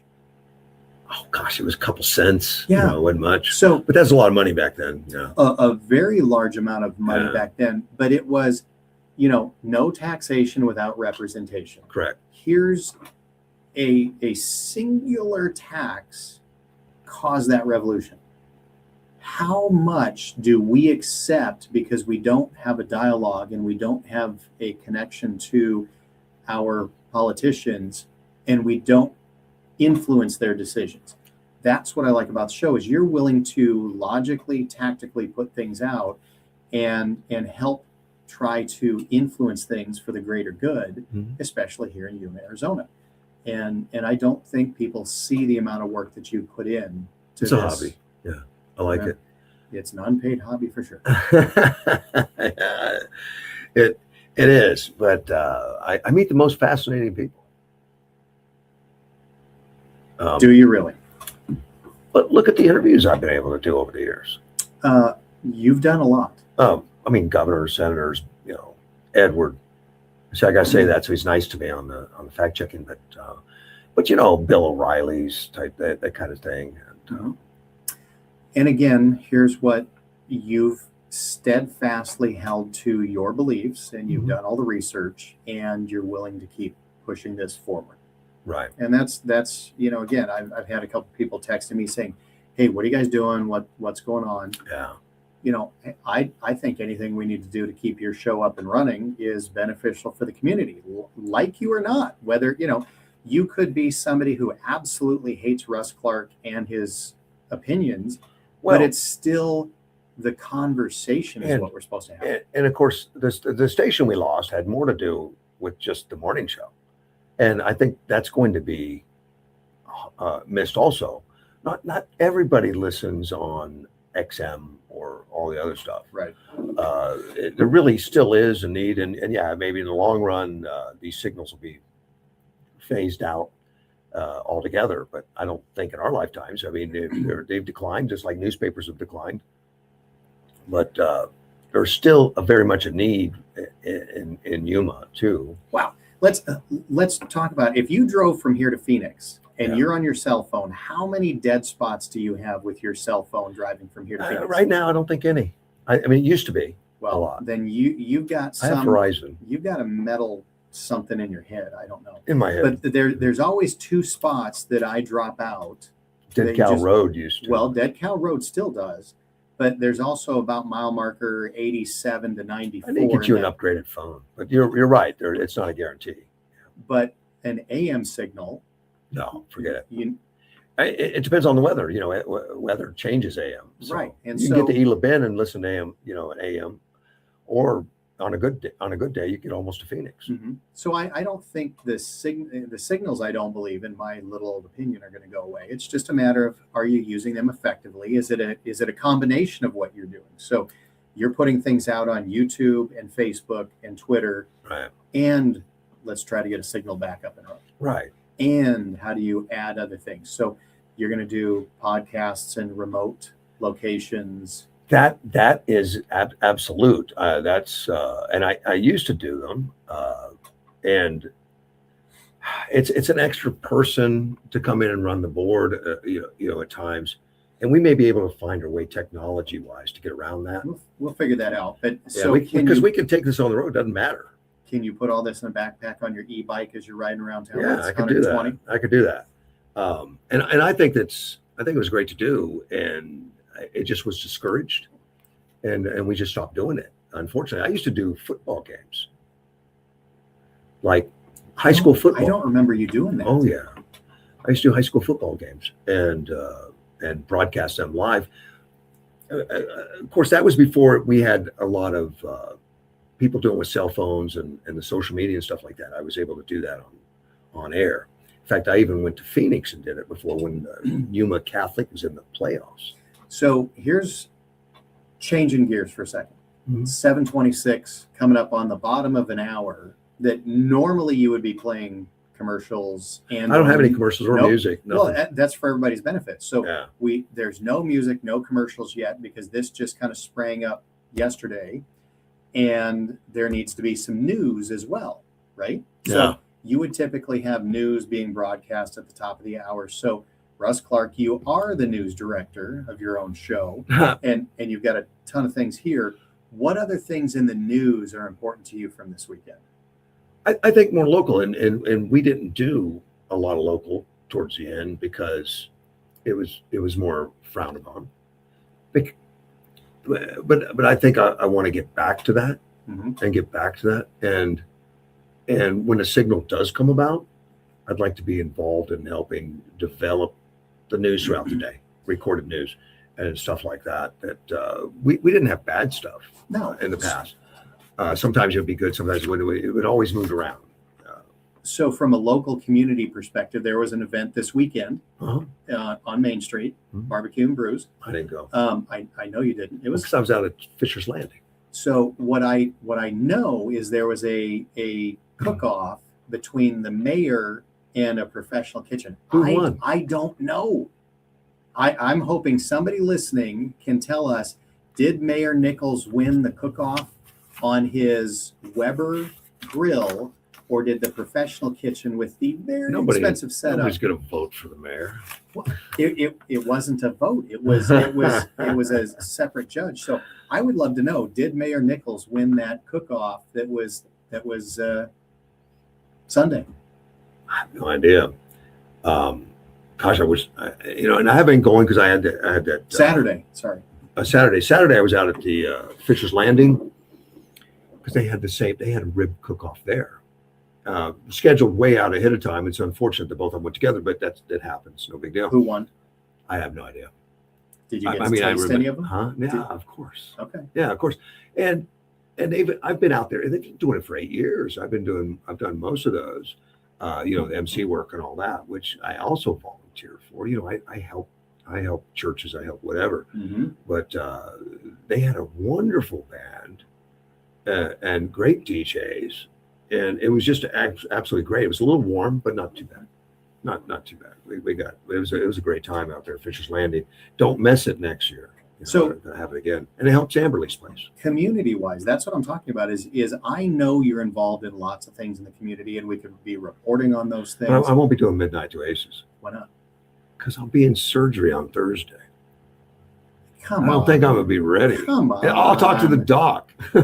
Look, you can take this board into the hospital Yeah, room. right. We'll plug it in. Just don't accidentally plug in the monitor equipment to the microphone or Yeah. vice versa. I don't want to turn the I gain don't know up how and it's gonna shock the interfere. snots out of you. And normally I would tape a show. I don't know that I'll do that because we're just getting started, but I don't want to have any interruptions now that this thing is going. You know, no matter what, we want to keep it.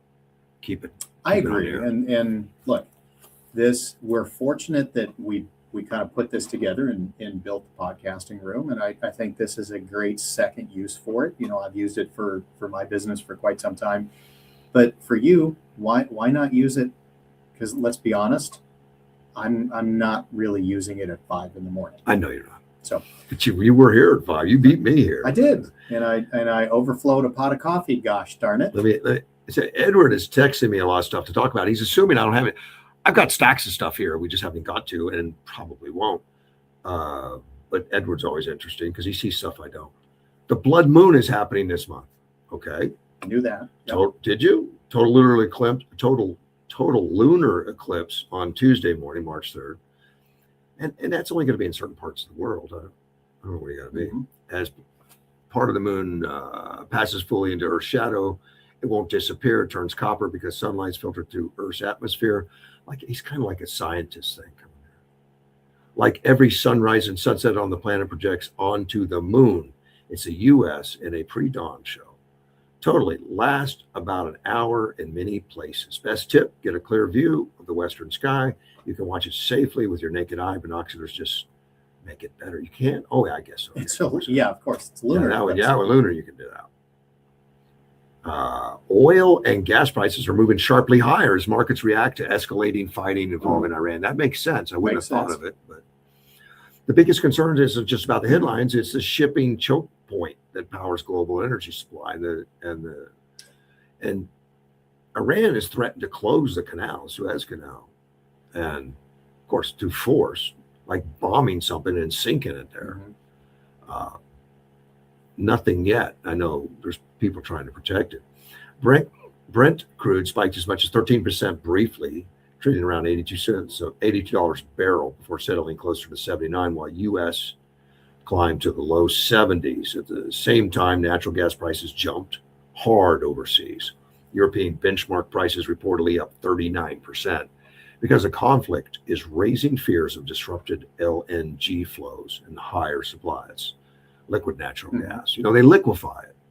They take it down very cold and stick it in those tankers. Hope they keep it cold the whole way. So back to, for the scare tactic, not, again, here's the media. How long does it take for fuel to get processed from the ground through the refinery to the pump? I don't have a clue.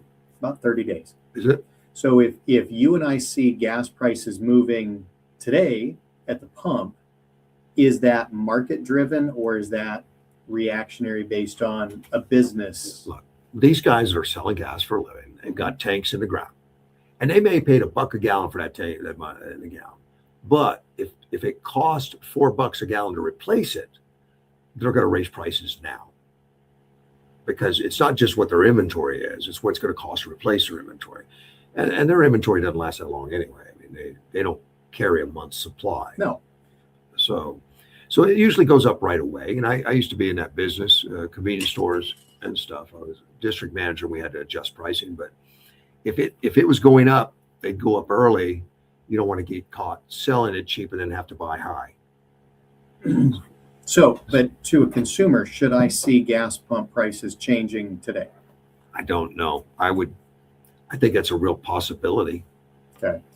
But you know, the stuff that's selling high hasn't been refined yet. But again, they're working on what's it going to cost me to replace what I just made. Which again, you know, let's talk about what's in the U.S. Do we have, if not one of the, but based on the last data I've seen, we now have the largest store of underground oil reserves that you could pump out. I never looked at that. You mean in the world? Yeah. So, but you know, we were hanging around 400 million barrels or 300 to 400 million because Biden bought it down. He's sucking it out to keep, I guess, favoritism to the population. But Trump's been putting some back in. I'm not talking about the strategic reserves. I'm Oh. talking about crude oil in the ground. We have millions or trillions of barrels. Yeah. And this is probably 2.5 years ago that I saw the data that they were showing the U.S. had more oil reserves in ground than the Middle East. Yeah. Now, if that's true, and you start to see fuel prices changing, okay, But it's tricky because if you Google it, it's gonna show you what they call known oil reserves. Mhm. And as the oil reserves, they can prove. Like I can only prove known oil reserves, and that number's astronomically lower than reality. Like I think it's called the Green River area that's up in like Wyoming, Colorado, and all that. And it's estimated to be like 2 trillion barrels, and it's you can't take it out of the ground because I think it was Teddy Roosevelt that made it a strategic reserve kind of thing for military, for Navy and stuff before they were nuclear. And so a lot of it is just untapped, and it's shale. It's a little tougher to get out, but it's like trillions. It's enough. And our current consumption to keep the United States running for many hundreds of years, a couple hundred years or something. And that's just one area. But if you look at known reserves, it's not going to show anywhere near that number. Same. Remember when they found the Balkan reserves in North Dakota? Mhm. Well, if you look at the known reserves, it wasn't enough to even worry about. But yet, every oil companies went up there and they were drilling holes in the ground, Like all mad. over the place. Yeah.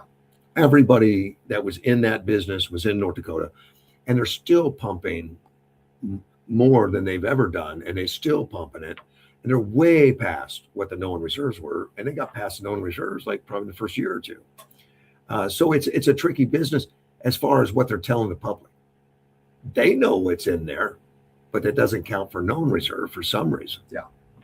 But that's what I'm saying is, so go back to, if there's price changes and there's conflict, does that give American companies more of a reason to go drill and explore and put in? They love it when it's $80 a gallon. A barrel, not gallon. $80 a barrel. Right. Yes. And they can pump more. And some of the extraction methods that they have, like, is going to be more costly. So they need to get a little bit more. I mean, but what you're saying though, that's what we all have to pay attention to is, look, when we have, and rightfully so, but when we have minimum wage, when we have EPA standards, and there's reasons that we do things this way here in the United States, don't tell me that, again, the people who would protest and want, let's say, cheaper oil, okay, but you also voted for these minimum wage and EPA standards, et cetera. Okay, you can't say, I want it here, but I'm going to go buy it over there so I don't have to worry about paying minimum wage, and I don't have to worry about how it's pumped out of the ground, and I don't have to worry about a tanker shipping it across the globe. The climate change guys and all the anti-carbon guys, they really don't mind paying more. They don't mind having you suffer in the economy, because in their mind they're saving your life and all that. So they don't care at all. But it's so weird that these countries, they stop doing their own oil, us included. You see the Democrats get in there, no more oil, no more oil. We hate oil, we hate gas, we hate it all. But we don't. That doesn't cause us to use less necessarily. We're still burning it. We're just getting it from foreign countries that don't pay as much attention to us. It may pollute more. Right. That don't have the technology probably that we put into it to get it out. And the more technology we use, the more we're using. Russ, we're in a brand new studio. Yeah. And you look around. Everything on this microphone stand is plastic, has petroleum in it, correct? Sure. Your headphones. Sure. Literally the entire thing is petroleum based. The highest consumption part is what we burn. Absolutely. Yeah. But even when you say, hey, I'm not going to use a internal combustion engine, Yeah. Which ironically is ice. Ice. Yeah, it is. Yeah. So we hate ice. even when you're not going to use that, your purses, your bags at the grocery store, the cabling for your TV, the remote for your TV, the fiber in your carpet, Your iPhone. it is petroleum based. Sure. And you start looking at these things. Well, a lot of things, the power you get off the grid has a certain percentage of carbon. There's a lot of petroleum that's going into the grid now. Wind has grown, photovoltaic has grown, coal's come down, but Trump's reinstituting coal, which is good. We have scrubbers it makes it more friendly. Natural gas is in it, but then you also have dams, hydroelectric power, geothermal. The only two things that you can spin up quickly, in my understanding, is coal and petroleum based. So let's say there's a huge demand. Like, did anybody expect it to be 97 degrees this weekend? No. Well, so I'm going to guess most people here in Yuma, Arizona, turn their air conditioners on. I mean, you and I here yesterday, geez, Derek, it's hot in here. Can you turn the airs on? So, you're turning all of the air conditioners on. I'm sure at some point, somewhere in a forecasting, smart people in the power companies are looking at these things days, weeks ahead of time. But let's say you had a hot day and it's cloudy, so the solar arrays are not producing. The only thing you can do, it's not like you can turn on Palo Verde nuclear plant higher quickly. No. That takes a long time to spin up. You got to turn on natural gas or coal plants. And those are the backups. Mhm. And we've got natural gas ones, mostly. I think coal, I don't know what we have in Arizona, if anything, anymore. That's coal. Is up north of Flagstaff, that was on Indian land that was closed down, which was unfortunate. Yeah. I don't know if that's ever going to reopen. I have no idea. I haven't looked at it, but Trump is pushing to get back to some of that, because you're right that you need power that's not renewables, because we don't know if the wind's going to stop. We don't know if the sun's going to have cloud cover. It's not going to give us that stuff. But it's okay to have it in the mix. And I used to talk to APS about that. And at the time that I was talking to APS, I said, well, how much solar can you take and manage? It was about 7% at that time. And of course, they're continuously, hopefully, building some more grid, but they're way behind. They haven't built enough grid for the growth. And we've ignored it. We haven't built it to be hardened so that EMPs can't knock it out. That money was set aside by Trump in his first. Biden took it out and said, well, we'll just put in battery chargers instead. And we built 2 of them for like lots of money, billions of dollars. I mean, the amount of money that just gets thrown down the gutter is just sickening. Yeah, it's mind-boggling when you see some of the dollars that, people think that there's just money to throw at everything. And I guess that's how some people live, though. I mean, they're, as a mortgage credit guy. Well, I was going to say, I do see that, there's a subset of the population that has to use credit to survive in periods. Okay, I've done that too. You've done that too. And then there's some people that when I say just, accept the fact that they're living on credit and financing things at a much higher interest rate instead of being disciplined on something. And I think that's what I appreciate about your show is you're always talking about, let's be a little bit more disciplined and let's come up with what some of the tactical solutions are. Well, and I like the political conversations because it talks about solutions that don't work and they don't care. Yeah. Like Mandani, I'll use him as an example. When he ran, he ran on rent control. He ran on the city giving everybody free bus. He ran on buying grocery stores and taking all the profits out of it and just for the betterment of the community and all that. And it all sounded great. And he won in a landslide and all that stuff. He can't deliver on any of it. And yet he wants to continue to give money away, but he's a Marxist. And he thinks there's going to be enough. We just take it away from the oligarchs, the rich people, the oligarchs, because they have too much. But they see money as finite. There's only so much of it, and it's like a pie. If you're getting too much of the slice, we got to stop you. Billionaires make, I saw some statistics on the other day. They only keep like 3% or so what they actually make for everybody else. I mean, they generate so much. commerce and money and all that kind of stuff. They get to keep, 3 or 4%. And yet Mandani thinks we got to stop them from making that money. Well, if you stop them from making that money, you stop everybody. And it's also a talking point because you're not speaking to the, let's say percentage wise, the 1%, you're speaking to the 50%, and it's easy to rile up that base. Right. But they don't understand the economics, Right. and they don't understand that if we lose all the billionaires, if they move out of New York, in this case, where Mandani is in New York, they move out. Well, that's the people paying taxes. The percentage of people don't pay taxes is at least 50. Yeah. So you take the top tier and say, we don't need you. What are you going to replace it with? The homeless guy? The illegal aliens that are living on the trough of government welfares? He's headed for disaster, like terrible, which guys like Edward are happy. Guys like Edward are going to be happy in any economy. If it's going into the tank, he's happy. If it's coming up, it's happy. And he invests accordingly. And again, they're not going to get hurt. The guy that gets hurt is the guy that can't afford to get out. Correct. Now, let's talk about getting out. And I don't know this of why, but did you see what JP Morgan did? No. Okay. So their gold trading desk that was in New York, lights off, the entire desk and everything that was there is now over in Singapore. Singapore? Yep. Well, that's unfortunate. But look it up. So, again, when you start talking about things like that, why would a company as large as Morgan Stanley decide to pull their entire gold trading desk out of New York? One reason. For operating a successful business. And that's going to be too much regulation or too much taxes.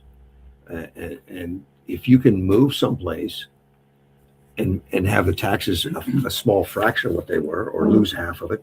Look, I remember when Burger King moved to Canada.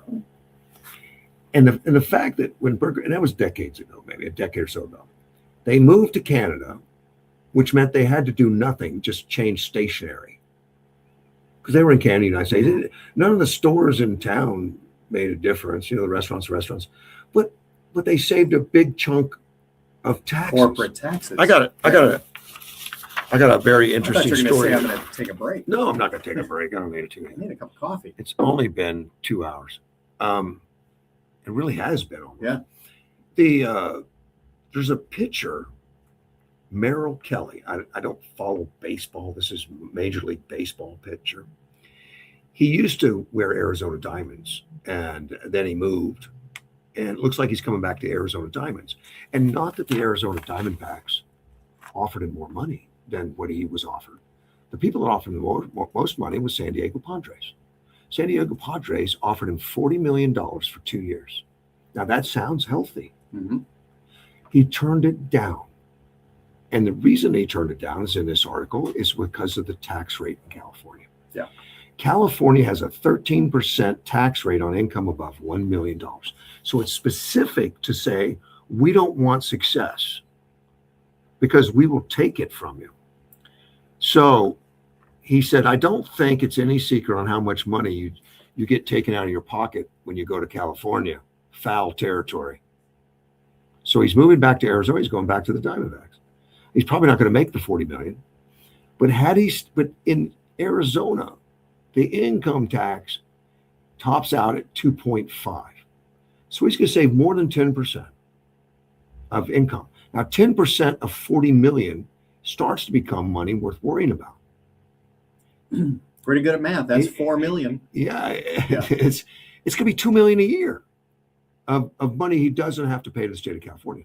Now, what California doesn't realize is when they raise these rates and say, okay, we're going to put it up to 13%, and they calculate how much money was paid before we raise it, here's how much money we're going to make, it's never going to happen. No. Because the guys like Merrill Kelly going to say, no way, I'll visit occasionally.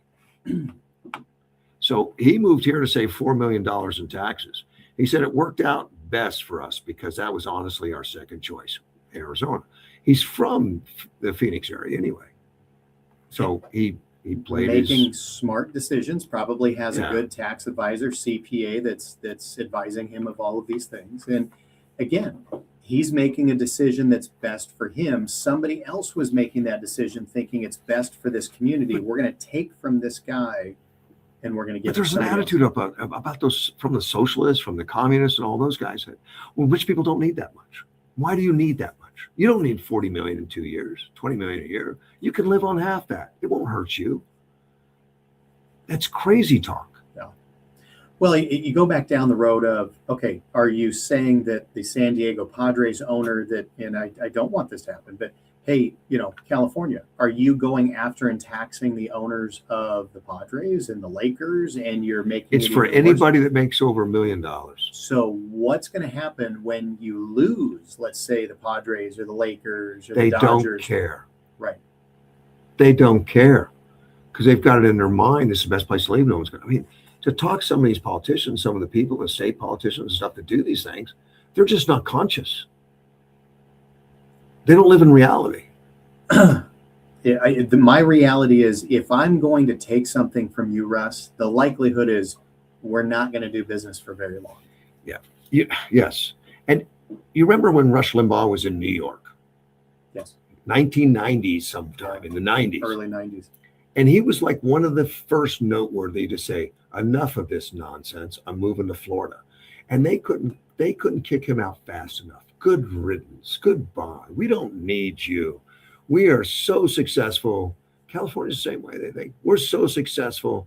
And what does Newsom keep saying? They're like the third or fourth, fifth largest. If they were a country, would be the country in the world or GDP. some GDP and something like that. But they're not doing anything to build it, nothing to nurture it, nothing to keep it. They just want more and more and more from the ones that are already paying too much. Yeah. And it doesn't bother them. Okay, we're gonna take a break. Are we? Yeah, So- I've got to. Okay. So I don't have any music to play or whatever. I can turn the mics. I mean, I'm gonna turn the cameras to an avatar of my granddaughter dancing for a second. oh geez. And and Okay, well, We'll you be take a back. break. We'll get coffee and go quickly. yeah. I'll do it. We'll be right back. Okay. So good news, bad news. I've got an 8 o'clock coming in. okay. So yeah. Oh, I talk to myself forever. Yeah. So thanks for that.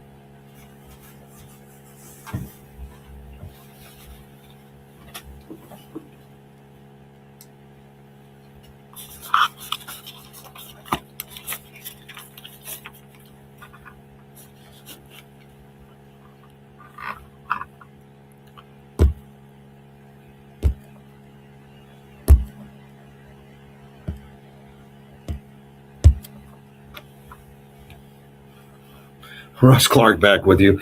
Derek has to go to work. He has a job and all that.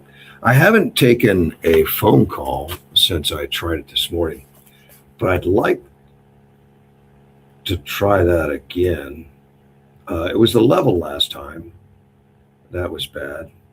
We'll see if I can pump that up a little bit. I'm going to open up a phone line, 928-344-5258. And I think I might just stay the whole 3 hours today. We normally, when we were on the station, we were doing life, death, and the law. And I haven't talked I haven't spoken with those guys yet. See what their plans are, but we would be happy to have them in. I was reading this morning about JFK. He was on the Joe Rogan show, and of course Robert F. Kennedy. I say it's RFK. I say JFK. It's RFK Jr. Robert F. Kennedy Jr. He's Health and Human Service Secretary.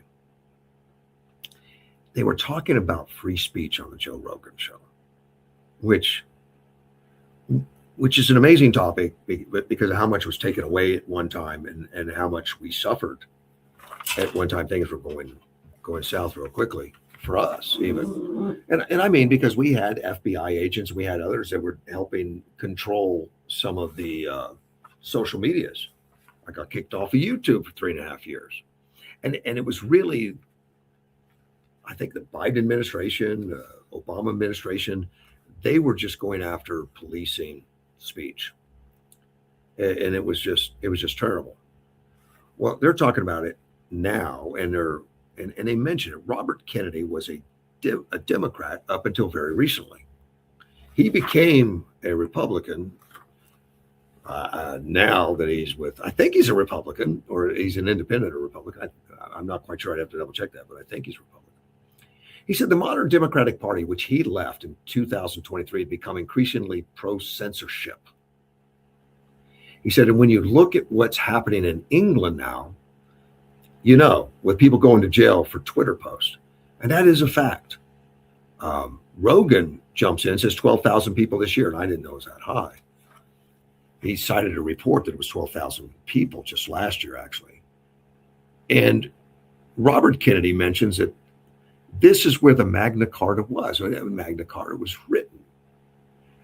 Now it's just a dictatorship. And I wonder if the kids even learn about that anymore, about the Magna Carta and what's going on. But it was established. I don't have the year. It was was it the 1500s? I mean, it was quite a while ago. But it was King John of England that accepted limits to his power because rebellious barons forced him. There was a disconnect between the king. And it established the principle that even the king was subject to the law and laid the groundwork for basic rights like due process, trial by jury of one's peers, and forbidding taxation without consent. The Magna Carta. So it kind of started the whole thing. It inspired our founding fathers of this country, the ones that shaped the U.S. Constitution, the Bill of Rights. Well, now, according to Rogan, even jury trials in some cases are in process of being scrapped in the United Kingdom, not here yet. Last year, Danny Lammy, the United Kingdom's Deputy Prime Minister and Justice Secretary, announced plans to scrap jury trials for offenses that carry a likely prison term of less than 3 years. Now, keep in mind that J.D. Vance and Trump and J.D. Vance both, they have been going to foreign countries and talking specifically to them, and specifically, in Germany and England and all that about the changes that have been made in their countries that is reducing free speech, that is changing free speech. You literally can go to jail in England. 12,000 people did last year for Twitter accounts. And that's just one example. I'm sure it was more than that out there about Twitter accounts. But they don't show any signs of pushing back against it. At least I haven't seen any about that. But Joe Roganated, let me see. He said, well, they got rid of the trial by jury except for murder and rape and a couple things. Now it's just a judge. So, whatever it is, it's a social media infraction. There's no reasonable, judge by jury or your peers. No, you're getting judged by a judge.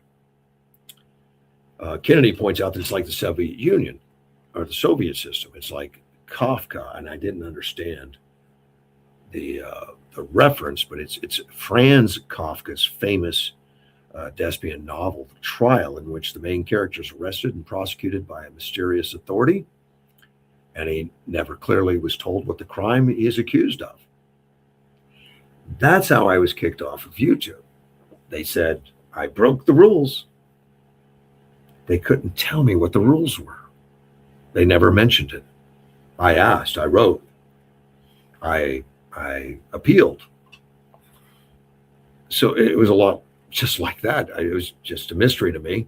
I assumed it was about COVID because I had a lot of virologists on talking specifically about COVID. So I was assuming, but I never got a straight answer. And yeah, I got back on YouTube after 3.5 years. I got back on YouTube because there was a lawsuit settled that had nothing to do with me and would not have had anything to do with me. But that triggered YouTube to start reading all of these protests from people that got kicked off. And they said that they were looking at my account and all that. And I ignored it. I didn't write them back. I didn't say anything. And lo and behold, I get this letter, message, email, something that said, look, congratulations, we got you back on. And my old YouTube channel came right back to me, just like it was. Just didn't have any entries for like 3.5 years. Kennedy says it's like the Soviet system and all that. And he's shocked at how quickly social media arrests in the UK have spiked in recent years, usually over criticism of mass migration. And he points out that the British government, rather than solving the crimes that have been caused as a result of mass migration, sounds like a lot about, like it sounds like our country right now, particularly with Trump in charge, because the opposition party is attacking ICE. But anyway, getting back to Kennedy, he said instead of going after the crimes because of the mass migration, they're punishing people for complaining. So if you go on Twitter in England and you complain about the mass migration and the things that it's done to the country, you could get a knock on your door and go to jail. It sounds surreal. It sounds like it can't be happening, but it is. Rogan says this is an existential threat to the very freedom of thought. The United Kingdom's censorous government is getting nuts. If you like anything that you deem might incite violence or like outraged people are outraged, they have a right to be outraged. If you can put them in a cage because they're outraged, that's nuts. Agreed. Something in the newspaper, there's a lot I'm just not going to get to today. Something in the newspaper I was interested in this morning was a right to refuse. Right to refuse. And I didn't know this amendment was coming back. It's coming up. I'm going to call Nick Cupper about it. Ted Mail caller on. Let me take a call real quick. Ted? Russ, How are you, sir? good. How are you? I'm doing well, man. I know I answered the call and I think they can hear you, but I'm not sure. But what's on your mind? Well, then I won't cuss. Thank you. Did you hear about the 3 planes shot down over Kuwait? I did, thanks to my fact checker. Oh, okay. Yeah, he beat you about No, it. I was trying to find out if you knew what series planes they were. Yes, They haven't. Yeah. I do know. Let me see if I can find it. He sent it to me. Oh, here it is. 3 U.S. F-15E warplanes were shot down over Kuwait. Friendly fire. Yep.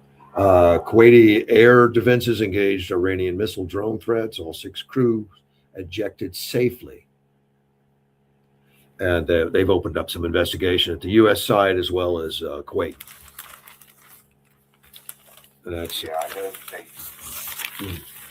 I know on their land-based radar they can tell what those planes are. I wonder if that's weird. It's strange. well, and I don't know what equipment Kuwait uses. I was assuming they were supplied by the United States, but Patriots or something. I have no idea. But yeah, something happened. Somebody screwed up, and they're investigating it. Well, I just wanted to hear your voice. Thank you very much. Thank you, man. Take care, buddy. Bye-bye. Bye-bye. Yeah, that was Ted. Getting back to this right to refuse laws, it has to do with refusing vaccines. Yeah, we went through that whole thing with the COVID, where if you could refuse a vaccine, but you could lose your job. You wouldn't be able to go to a hospital. I mean, there were so many things going on. It was just ridiculous time in our country. But this will give you the opportunity to refuse vaccine without losing their right to go to school. You can refuse a vaccine and still keep your government job or go to the public park, and that's the way they're writing it up. You can refuse to wear a mask if this legislation passes. Right to refuse medical mandates, like take the jab. It's HCR 2056. It says the government cannot mandate, require, coerce, compel anyone to accept, receive, or administer any medical. And as I'm reading this, it doesn't make any comment in here about, at least I don't think it did. I read it all this morning, but about the governor's refusal to sign it if it gets through. Let's see, it goes on here. I have to find another page. He says you can refuse a product or treatment that involves invasion of the body as a condition of employment, education, entry into any public facility or space, or exercise any right, privilege, or benefit. And the same would apply for anyone refusing affixing any item or article to the body for any reason, like mask. You've got the right to say no. It cleared the House Health and Human Services Committee, but apparently it's got a ways to go because it's got to get through the House and Senate. But I can't imagine it not being popular enough to actually make that happen. Well, I got a note that said that the caller sounded very hollow. Well, at least he was sounding. At least we're on the right track of getting figuring out how we're going to get that on. But Ted is hollow, so that could be that. Dr. Zaid Fadul, he represented Maricopa County Medical. He says, I don't want to be told that I can't go to the park. I don't want to be told that I can't go to a train station or something like that. I don't want anybody in my business, I understand, that urges. But there's also other considerations. Well, there's going to be some people that are going to counter this and say, we want to be able to do that. We want to be able to do that. He says, to be considered for what happens when there's an emergency. I won't argue that there is one right now with the measles outbreak occurring all over the country, and there is. I think it's particularly hitting the East Coast, from what I understand, outbreak of measles. He said that overrides any trade-off. I'm really concerned this bill would prioritize a handful of people's God-given rights at the expense of other people's rights. He's just totally wrong. I don't know what other rights. I mean, I've got a right to make you wear a mask. I've got a right to make you get medications you don't want, even if you disagree with the religious views. Well, the representative that put this bill forward was Representative Nick Cupper, which wonderful. He crafted the proposal. He said the basic principle here is that if you don't have control over your own body, what do you have control over? He acknowledged the information that was put forward by the good Dr. Fadul. He says a sharp decline in the number of people getting vaccinated for various diseases. That's happening in this country right now. He said that includes measles. Cupper also points out how poorly our government, including in Arizona, handled the COVID outbreak. And absolutely, they turned everybody off.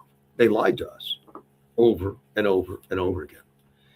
Yes, that if you get the shot, you'll never need it again ever because you'll be immune. And then if you get a shot, you only need a booster once a year, but you won't get the disease.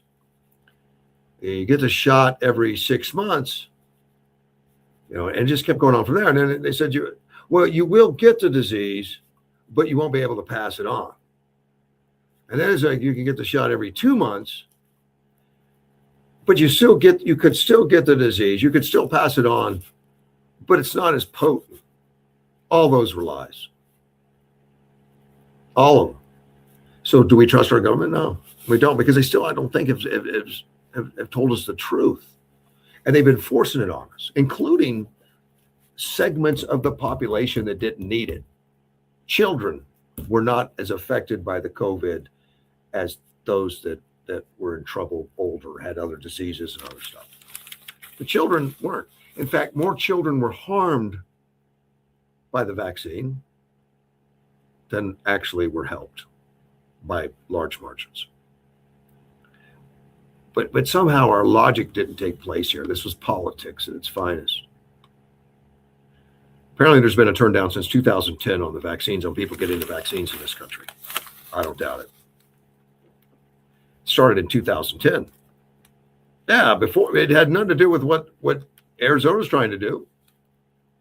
It started back then because people realize they don't like being mandated. They don't like being told. They don't like not knowing what's in the vaccine. It's proprietary. We can't tell you, but take it, trust us. Well, all this leaves the question on whether Arizonans want a constitutional right to refuse medical mandates. Whether you just for personal reasons or for religious reasons or whatever, which was ignored all during COVID. I know people that got the jab only because they had to keep a job. They didn't want it. Or because they couldn't visit somebody in a hospital if they didn't have it. It was a weird time in our country. Current Arizona law, and we've got pretty good laws on this compared to other states.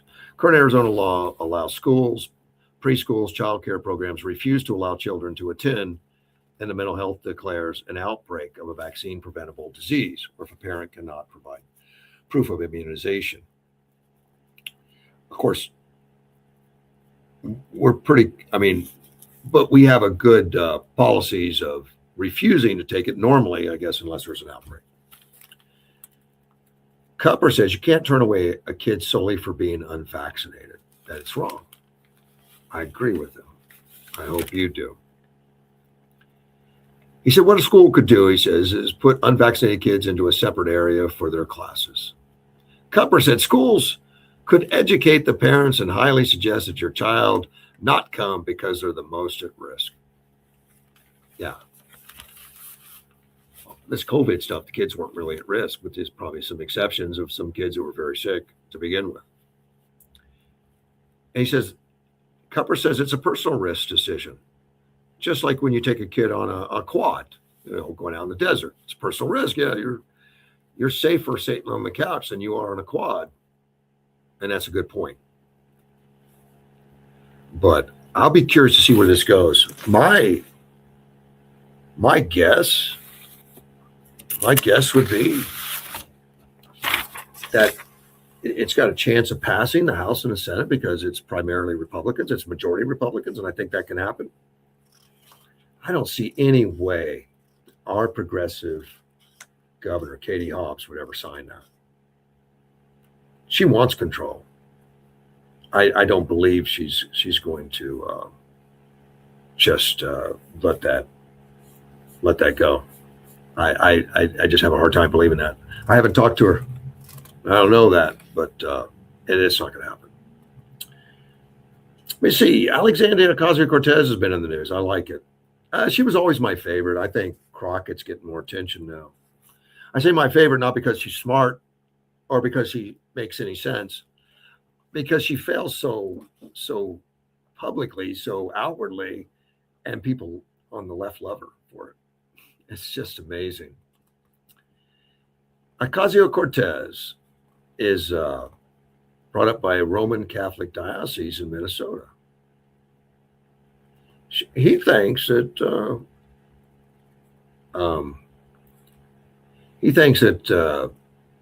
Ocasio-Cortez has pushed culture off to the side. In her response to Marco Rubio's speech, that's our Secretary of State, and gosh, he's been phenomenal. I didn't expect him to be this good, but people look at him and J.D. Vance in equal light as far as being possibly a presidential candidate in the next few years.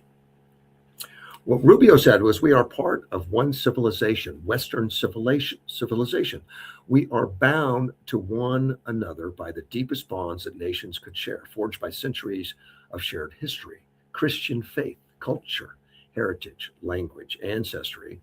and the sacrifices our forefathers made together for the common civilization to which we have a fallen heir. AOC had a heated response, didn't like it at all. She said culture is changing. Culture always changes. Culture for the entire history of human civilization has been fluid, evolving thing that is a response to the conditions that we live in. And so they want to make this mantle of culture at the end of the day is very thin. So the response that we have to have again is again, it's material, it's class-based, it's common interest. Well, the theologian bishop, Robert Barron, speaks up. He's a Roman Catholic diocese in Rochester, Minnesota. He said when AOC was commenting on that, she kind of pushed culture off to the side. Well, Western civilization, Western culture is a very thin idea. Shouldn't we be focused on, as she put it, the material, the structure, the class situation? Well, that's right out of the Karl Marx playbook. That came from a bishop. And he went on to explain it that Marx viewed culture as simply a superstructure that protects the economic structure and viewed religion as a problem. That's what I found chilling, is to move away from the cultural orientation, a religious orientation, to a much more explicitly Marxist one. Because, you look at the 20th century, there's plenty of evidence of what happens when Marxist societies come into being. Oh, we've got a lot of stuff. We got a lot of examples.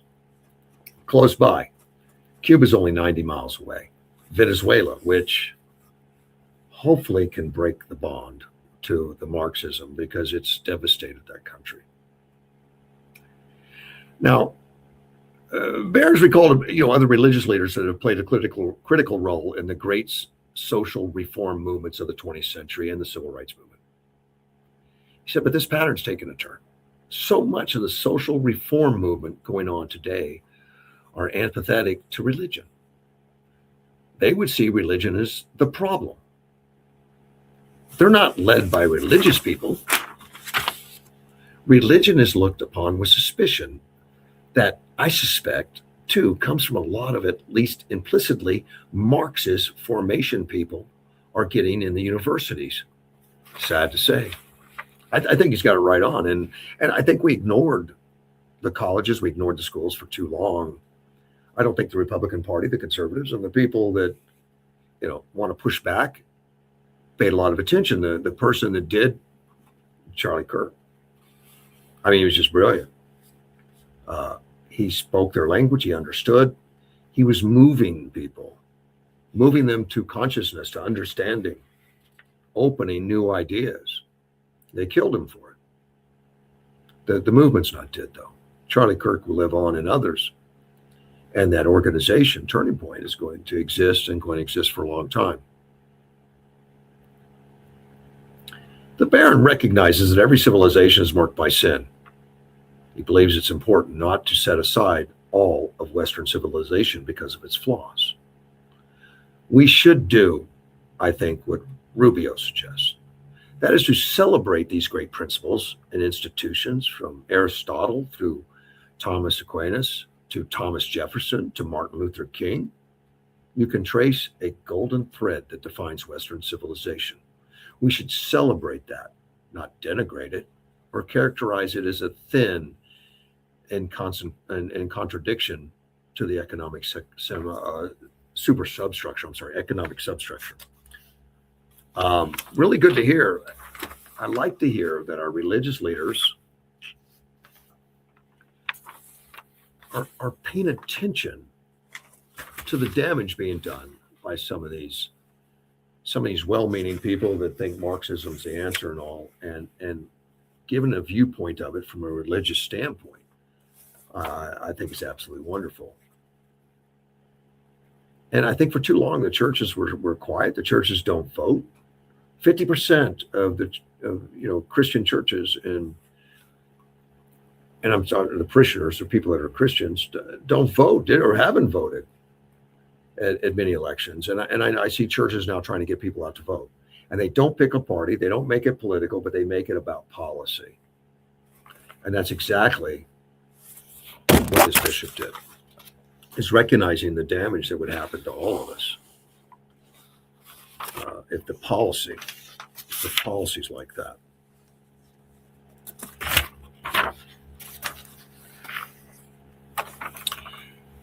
Senate race in Texas. It's heated. It's going to get more heated. I think it's today. Oh yeah, it is. It's today in Texas. Oh no, it's tomorrow. Tomorrow in Texas. It's going to be Tuesday. I don't know what day it is. Well, they've only got till tomorrow, and of course, big part of the news is Iran. Yeah, the strike in Iran and the counter strikes and all the things that's affected and touched, and it's huge. It's a huge amount of things in motion. Well, of course, it's going to affect this Senate race. Everybody that's running for the Senate on the Democrats and the Republican side have got to make some mention of it. They're going to be asked anyway, and they're going to be very visible. They're going to be out on the street, so we're going to know what they think right away. And you got some Republicans in there that are very noteworthy, and some Democrats that are noteworthy. One of them's Republican Senator John Cornyn.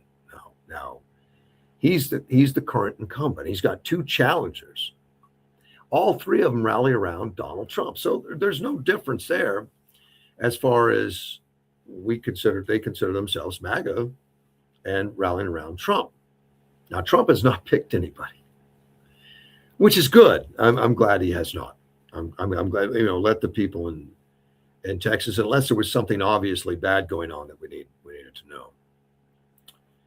And then there's two Democrats, and of course Jasmine Crockett, one of them, and James Talarico. And let me get to them though. The first one, and of course they're all going to talk about this deal and let the voters know exactly how they feel about it.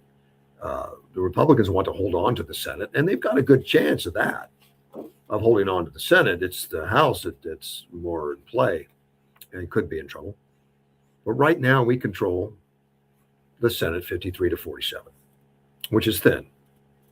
Cochran said, I think the president did the right thing. It's amazing to me that President Trump is the only president in my lifetime that is willing to take this kind of divisive action in order to stop and halt terrorism and also radical Islam. He praised the operation. Well planned, very decisive. There's still a lot more to be done, and unfortunately, Iran still has a lot of ability to inflict casualties on people in the region. And then you've got the Attorney General. He's the current Texas Attorney General, Ken Paxton, which has gotten a lot of national news.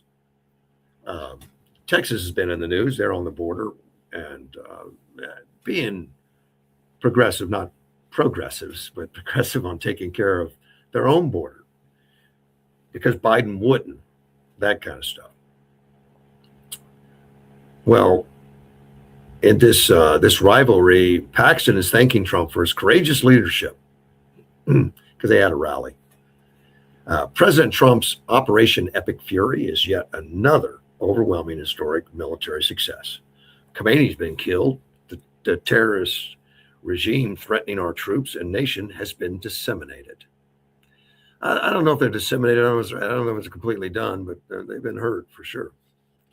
There's also a third Republican representative, Wesley Hunt. I don't know much about him. He's an Army veteran. He turned MAGA. He's a rising star. I guess he's well thought of. So Trump is not picking a winner in this one. He said Trump did it again. Peace through American strength. Iran's Ayatollah al-Khamenei is dead. And now the people of Iran have a chance to be free. Trump was at the rally, by the way. So he took the microphone, he took stage. He said, he's told everybody to stay neutral today at the Republican primary. All three candidates who have sought the presidential's endorsement were in attendance Friday. Trump held it at Corpus Christi, Texas. He said they're in a little race together. You know that?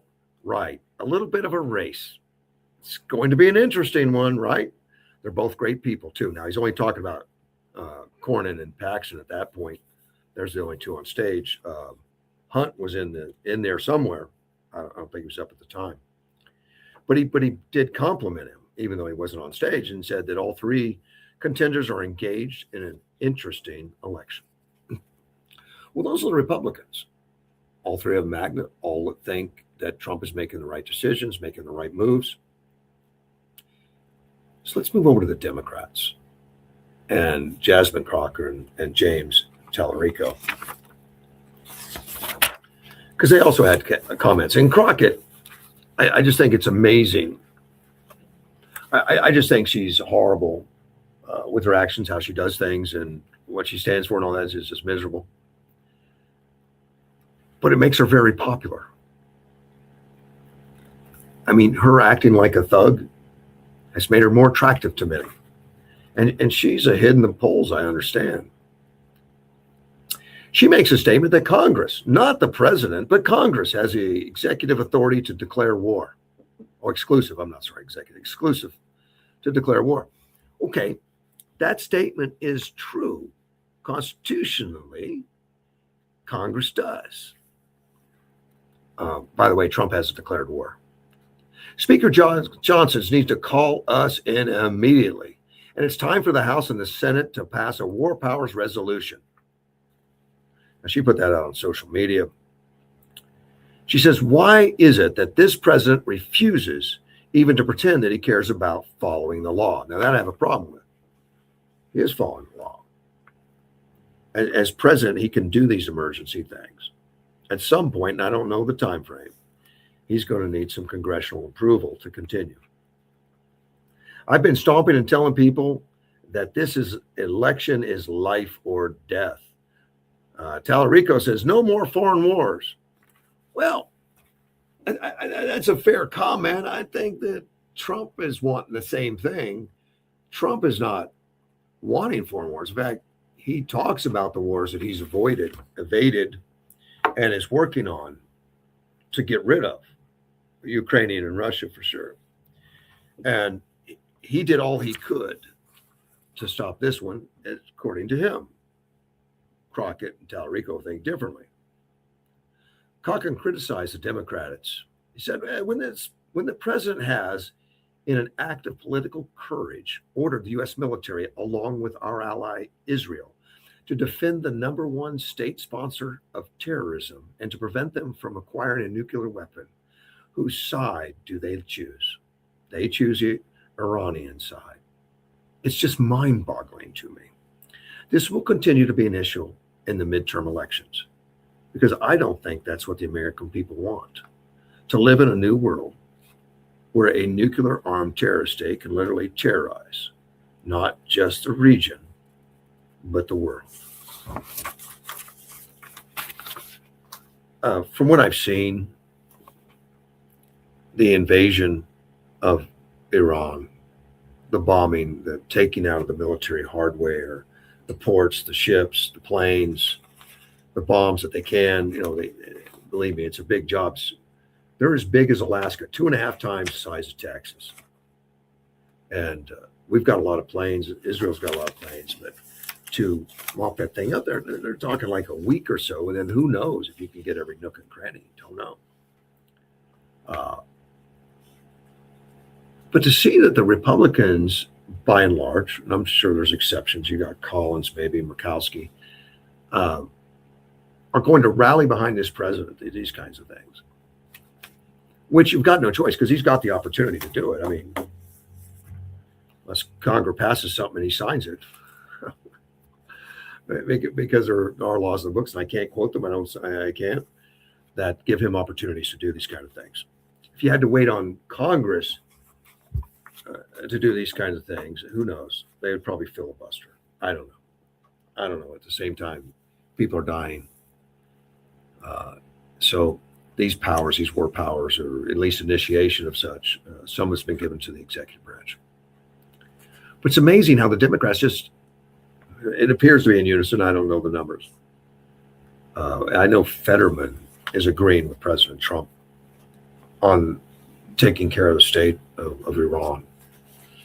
I know he does. But other than that, I don't know. I don't think so. I think it's, there's just ridiculous outrage all the time, no matter what Trump does, especially on something this big. But they're wrong on so many fronts, the Democrats, and it doesn't seem to matter. I say wrong according to public opinion. I don't know what the final is on Iran. But the media and the Democrats are trying to change public opinion, basically. Just like they are on the SAFE Act. The SAFE Act is to save the voting, to say something that we all know we want, something that's common sense, something that's across culture, across race, across party, above 75% on everybody. Above 75% on every group you can imagine say that we should have voter ID. Yep, that's just the polls, CNN's polls. And CNN doesn't like Trump. I'm glad to see they got some honest polling. And you can't get the Democrats to budge. And I mean, all of them. They don't care about it. They're protecting jobs. Theirs. Not yours. Theirs. They don't care. I want to talk a little bit about the Gulf nations around Iran. When the United States and Israel went in and bombed Iran to take out their military, take out their radars and all that kind of stuff, there were a lot of Gulf states that supported the United States, apparently quietly, not publicly. But it didn't matter. Iran bombed them. Iran sent missiles their way. So they got together and put out a message. And I'll read it to the United States, Iran, Jordan, Kuwait, Qatar, the Kingdom of Saudi Arabia, and the United Arab Emirates strongly condemn the Islamic Republic of Iran's indiscriminate and reckless missile and drone attacks against sovereign territories across the region. These unjustified strikes targeted sovereign territory, endangered civilian populations, and damaged civilian infrastructure. The Islamic Republic's action represents a dangerous escalation that violates the sovereignty of multiple states and threatens regional stability. The targeting of civilians and the countries not engaged in hostilities is reckless and destabilizing behavior. We stand united in defense of our citizens' sovereignty and territory and reaffirm our right to self-defense in the face of these attacks. We remain committed to regional security and commend the effective air and missile defense cooperation that has prevented far greater loss of life and destruction. I don't know if that's ever happened before, where they put out a statement combined where the United States has joined that group, put it together. But I guess that's a step forward of being public. They haven't been public. That's definitely a step forward. And that's encouraging to see. Of course, a lot of them have been hit by Iran. Who knows what the leadership of Iran's doing right now? Who knows who the leadership is? I read a story which I didn't print out. I don't know how believable it is. It said Trump is working with the new leader of Iran. I don't know who that would be, because when this attack started, those were the first things gone, were leadership in Iran. Much of it was completely gone, which of course causes chaos and disorganization amongst that country, which is by design so that they couldn't retaliate. The military, which they did retaliate, but who knows what percentage and how much, and what they could have done more forcefully if they had different leadership intact. They think drone strikes against Britain's RAF, their Akrati base in Cyprus, was attacked, and they responded to the suspected drone strikes. They're not. I don't think they have anything to do with this either on Iran. I don't think so. But according to their Ministry of Defense spokesperson, our armed forces are responding to a suspected drone strike at RAF Akrati in Cyprus at midnight local. Our force protection in the region is at its highest level, and the base has responded to defend our people. So they're not. Something that hasn't happened yet, at least I don't think it has, I haven't read about it as, is you've got a lot of satellites of Iran, Hezbollah, and people over in Gaza, as well as the Houthis and all that. And there was a question on whether or not they would join in some kind of retaliation mode. I'm sure there's people watching that. They got the USS Ford over in the Mediterranean. But I don't think they have. But I don't know. But it says here that Israel launched airstrikes across Lebanon, targeted Hezbollah portions of the Iran-backed militia. They fired projectiles. They did. They fired projectiles into Israel territory. I think that's kind of common, though. I mean, not masses like thousands like they've done in the past. But opening what the Israel Defense Force describes as a new front in the expanding regional conflict. Strikes came in response to what the IDF said was Hezbollah's fire towards Israel, marking the first such attack since 2024. And back then, when they attacked, it was trying to overwhelm, their dome. They've built an amazing amount of anti-missile and stuff around them in many layers to take care of that. But Hezbollah back in 24 tried to overwhelm it. And I can't remember how many it was. It was over 1,000. And just to try to, I didn't get the impression it was at this time. The IDF will operate against Hezbollah's decision to join the campaign and will not enable the organization to constitute a threat to the state of Israel and harm civilians of northern Israel. Hezbollah terrorist organization brings ruin to the state of Lebanon, and the IDF will forcefully respond to such actions. So I don't know how big that was, but I don't get the impression it was big. Still, Hezbollah still happened if it was one. Israel has already opened up a new wave of strikes in the heart of Tehran. Of course, that's going to be every day now for a while. Still large-scale attacks. And when they say large-scale, like 1,000 planes a day between Israel and the United States. So it's not small. Iranians celebrated. We talked a little bit about it when I had Derek in here, and we talked a little bit about the Iranian celebration worldwide. Yeah, celebration. And not celebrating because they took shots at the Lincoln or at some of the F-35s or whatever unsuccessfully. Celebrations because Ayatollah Ali Khamenei is dead. Yeah, across the country. And you can see it on YouTube. I mean, I don't know about YouTube. You can see it on social media all over the place. Screaming in the streets, celebrating the death of the supreme leader. And from all over the country. It's hard to say what a percentage is, how big it is, how powerful it is. It's hard to say. We're getting bits and pieces. Still a lot of war going on. So not a lot of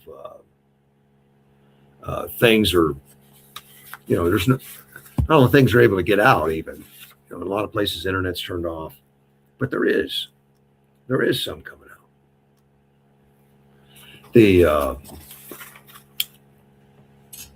There's an editor in the foreign desk, and I guess that's a news report. Lisa Daftar or Dafton, is it Daft? One or the other. She's Iranian, or was Iranian. She said, where the people are out on the street till the wee hours of the night in celebration of the Iran that is on the brink of finding its freedom after almost 5 decades. Iran's people all over the world, from Los Angeles to Tehran, are on the streets celebrating sheer jubilation over the dawn of a new and free Iran. Iranians poured into the streets, cheering, clapping, waving the lion and sun flag, dancing openly and singing the old national anthem. It's hard to imagine a people so starved for freedom, so desperate for justice, they are cheering military strikes on their own soil as the price of liberation. Los Angeles, I guess, has the largest Iranian community in the U.S. Hundreds came out to wave Iranian and American flags on Saturday. Some people also held signs, expressions such as "Make Iran Great Again," "I love America," "I love everything about this country." And that's according to a Iranian-American journalist, Mohsin Alijad. She said, I grew up in a country where I was brainwashed to say death to America. The same country, how ironic, the same country that saved my life 3 times and is now helping my people, Iran. They're celebrating. They're celebrating out of joy. And I watched some video of a lot of this last night. They probably stayed up too late last night and this morning. And these people are jubilant and jubilant even in Iran, where apparently in the last few weeks, they've killed over 30,000 people, civilians that are celebrating or protesting. And they're doing it anyway. That's commitment that we just don't understand in this country. That's a huge commitment. We've talked a lot about the protests against ICE. And if anybody had to guess where the protests in ICE is, where do you say? It's in Minneapolis. You know, we're judging, and I'm talking mainstream media and others on the left and all that. They're judging the whole country on what's happening in Minneapolis. Because Minneapolis is where all the money's going to support the anti-ICE people. That's where the action's happening. I know ICE officers that were in West Virginia for weeks, and they made, I can't remember the amount, 400 or 500 arrests. The nation didn't even know because they had the cooperation of the sheriff's office, they had the cooperation of the police office. They didn't have the violence. They didn't have the problems. They had the cooperation of the jail systems to turn people over, to turn people out that had orders of deportation. If you had to guess what's causing all the problems in Minneapolis, it's what's going on with the state of being sanctuary state, fighting ICE. And you've got your governor and mayors, everything coming forward and recommending it, encouraging it, telling them don't answer the doors. And they're going to protect the criminals over the law enforcement to the point where ICE was going to do their job. And in order to do their job, they had to multiply the number of agents. They had to bring in Border Patrol. They had to bring in other people to protect the ICE agents who are in peril. People throwing things that can hurt them, rocks, fireworks, all kinds of stuff, running into them with cars. And the police force with their hands in their pocket doing nothing, no assistance whatsoever. Well, that's changed. It has changed. In fact, they just made 50 arrests, 54 to be exact, and just on Sunday. And I'm not talking arrest by ICE or Border Patrol or federal agents, arrest by the county sheriff's office. It's great to hear because that's how you're going to get control of it. Now, they don't have control of it yet. They're still having problems, which they created. I think the governor created it, the mayor created it, the cities created it by saying we love our criminals more than we do our citizens, and allowing these organizations to come in, these professional organizations to come in and disrupt. They train people to disrupt. The county sheriff's office said they had 38 individuals were cited and released, and one person was booked into jail. It's a start. Yeah, one in jail. 38 cited and released for throwing rocks at police officers. Let me tell you something.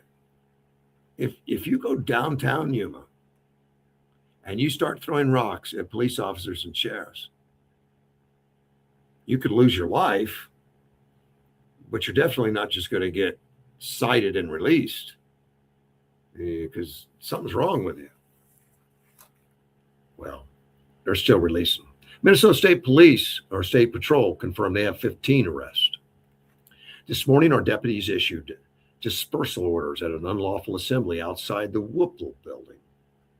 After individuals blocked roadways, blocked access to local businesses, dumped glass into the streets, threw rocks, ice chunks, water bottles at law enforcement, creating a serious public safety hazard.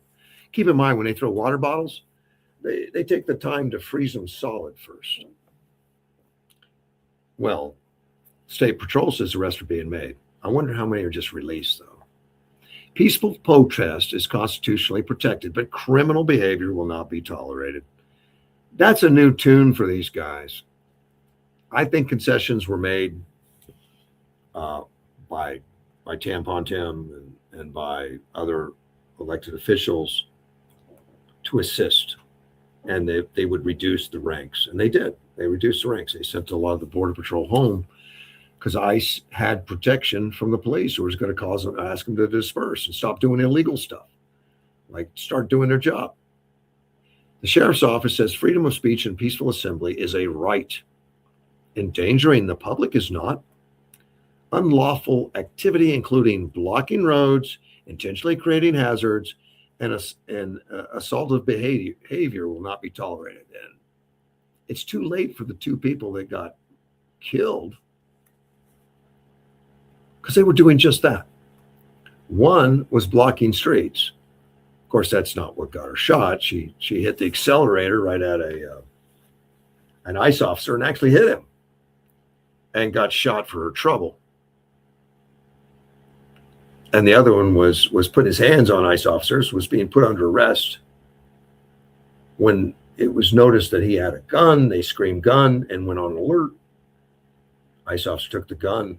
The gun accidentally discharged. Apparently has some kind of triggering problem in that model gun. And when that gun discharged, the ICE officers that had already drawn discharged their weapons, and somebody else lost their lives. They're in a dangerous position, these ICE officers. These ICE officers are fighting for their lives out there and fighting for our protection. And they've got these people out there grabbing them, throwing rocks and sounding whistles and bullhorns and confusing the scenes. People are going to get hurt, and two of them have. Now, this demonstration that just happened this weekend, well, we all knew it was coming because they've been campaigning for a week. They even called it a name. They said it's Bring the Heat, Melt the Ice. That was the organization, right? That was the weekend. We had to bring the heat, melt the ice. So it's premeditated, it's organized, it's paid for. And they arrested 54. Well, they arrested 38 by the sheriff's office, cited and released. Yeah. Well, that's usually what they used to do to protesters that would just block a street or something. The violence escalated. The intents escalated. The whole thing is not what it was, and they still get cited and released. It's unfortunate. If it's a protest and you throw a brick at a cop, you just get cited and released. This whole thing was organized by activists opposing ICE operation. They held a series of events focusing on resisting immigration enforcement actions, calling for the abolition of ICE and the Department of Homeland Security. Just get rid of them. Just close them down. We're tired of them, which is absolutely ridiculous. But that's what they did. There's something that's still going on right now in Washington is a shutdown. I just want to mention it again. All this is going on. This shutdown that's going on in Washington, D.C. is by the Democrats that said they're not going to move things forward because of ICE. They have these restrictions they want to put on ICE, which they're not going to put on any other law enforcement, just ICE. You have to get a warrant from a local a local judge just to arrest it. But that's ridiculous. Nobody has to do that. You get a local warrant to enter a building, a non-public building, like somebody's house. They're saying you should get a warrant just to arrest somebody on the streets. It's ridiculous. It sounds good to the populace that doesn't know any different, but it's ridiculous. They have paperwork with a warrant for them to be deported. They got deportation orders. And if they see them in a public place, they can pick them up. Granted, they just can't not kick it down their front door and go get them. That would require a warrant, and then judges should give them that. But it's going on. It's been 2 weeks now, and the Democrats are still blocking funding. Now, the funding's not going to hurt what's going on currently because they got tons of money to keep that going, but it's hurting so many other things. It's hurting TSA, it's hurting Secret Service, FEMA. They're blocking money and tying things up. And it's continuing on.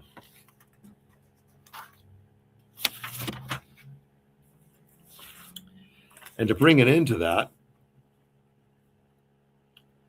the Republicans are having a meeting and they're pushing Mike Johnson to get involved. Now, and that's weird. This is a SAVE Act. I mean, they want to combine the two, but this is the SAVE Act. The SAVE Act is the one that the Republicans are pushing hard for this reason. They want to save this election. They want to make sure this election is just fair. That's it. Make it fair. Make sure everybody shows their public ID. Not get one. They've got them. Show your ID, your photo ID. Well, Republicans are pushing Mike Johnson, which has already passed the SAVE Act, to go to war with the Senate, which is interesting. I never heard that terminology like that before, but they're asking, they did this on Sunday, so it is yesterday. Even with this military action going on in Iran, they got this to take care of. The leaders, at the House Republicans in the chamber are talking about the conflict between the House and the Senate about including a vote on ending Democrats' week-long government shutdown targeting the Department of Homeland Security. So they want to handle both of them. But they raised concerns about the Senate not yet taking up the Safeguarding America voter eligibility, the SAVE Act, which would be an act that would require voters in federal elections. And don't get confused, federal elections happen at state level. States have to perform the election. They do. It's up to the states. But they have to follow the guidelines on federal elections that the feds put out. They've got every right to say valid ID, proof of citizenship. And the Democrats are fighting it like crazy. 75% of the whole country plus of every demographic want it done. Democrats aren't wavering. Representative Derek Van Orden, Republican out of Wisconsin, well, he's one of the ones pushing. They're pushing the House to reject any bills from the Senate. So let's say the Senate's holding up our bill. Let's just push. We won't pass any bills from the Senate. If you remember, John Thune, who is the president of the Senate, has said he can't work on the SAVE Act right now. He doesn't have the votes, and he doesn't want to slow down these other pieces of legislation. He's got to get them through. So the House is saying, well, the heck with that. We'll just stop it here. So do it, John. Get the SAVE Act through. It's an interesting tactic. Republicans pushing back against other Republicans. They think they should hold up everything that comes out of the Senate until they take up this SAVE Act. If we don't get it done, or at least show that we've got some backbone, we're done. The midterms are over. And that is something they're focused on. That is something they're looking at. The midterms are going to be sketchy at best. Trump just got elected. It doesn't bode well for the newly elected executive to be able to hold on to the House historically. But it doesn't mean we give it up. It doesn't mean we stop. It doesn't mean it's not possible. It is. 3 other House Republicans are saying the same thing. Brandon Gill out of Texas. GOP voters are not enthused headed into November. This is the single biggest thing to turn that around, would be forcing the Senate to pass the Save America Act. I agree with him. I think a lot of people look at it and say, look, even our Republicans are not helping us. They're not getting the obvious done. 75% of the country agree with it, and the Republicans can't get it done. They can't get it done. And John Thune keeps giving, I'm doing my best type stories. I don't have the votes. I don't want to go to a standing filibuster. Yeah, that would be tough. I don't want to hear it anymore. And I think most people are concerned. Republicans keep pointing out that it's bipartisan, except for the leaders. The leaders are not the leaders, Democrats, are just no. They don't care what their voters want. This article mentions it would require 60 votes in the Senate to break the filibuster. And that's if it's a zombie filibuster. Yeah, the zombie filibuster. That's what the current filibusters have been. Remember the old movies? You would have to stand at the lectern, the podium, and talk. If you stop talking, then they could take a vote. So you would have to occupy that constantly. Read a book, anything. Keep talking. Well, that's something I think some of the GOP and the Senate are saying, well, it just takes 60 people. We can't do it. House Republicans have pressured Senate Majority Leader John Thune to use a mechanism known as a standing filibuster, like I just mentioned, which is still a rule, still active. It hasn't changed. We just haven't used it in a while. People don't want to stand up there and do that. They want to say, well, we're in a filibuster. What's for dinner? Let's go home. Turn the lights off. They don't want to stand there. That's a sacrifice. I think it's time to sacrifice a little bit on this one, buddy. With so much going on, they're saying, well, we're grappling about the fallout from the strikes on Iran. I don't want to hear it. I don't think there's anything more important. I think nothing's more important right now. The thing that's going to keep Trump with any chance and possibility of continuing to have success in his final 2 years, it's going to be to make sure that House isn't impeaching him every week. And that's exactly what would happen, a partisan impeachment every week.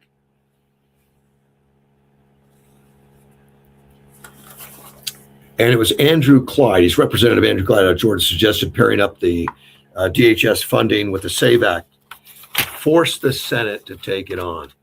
Somebody's got to force them. And I've liked a lot of things about Thune. I've liked a lot of things he's done. Not tickled that he's not handling this one. I am running out of time. I haven't taken a single commercial break today. I haven't played any music. It's been 3 hours, and thank you so much for giving us the opportunity to bring this to you. And I guarantee you that Derek, myself, and many, many others will be working forward to get a signal. I can't guarantee it'll be AM 560. I don't know. I don't know what's available and what it's going to take to get it. I don't know what the time frame is. But we'll continue to put it out what we can in any way we can. By visiting other stations. I'm going to be with KYMA tomorrow, or I guess today. I'll meet with them today, and I'll be with Johnny Porter tomorrow on WhatsApp. But we want to continue getting information out and continue being active. Until then, thank you for listening. I'll see you tomorrow.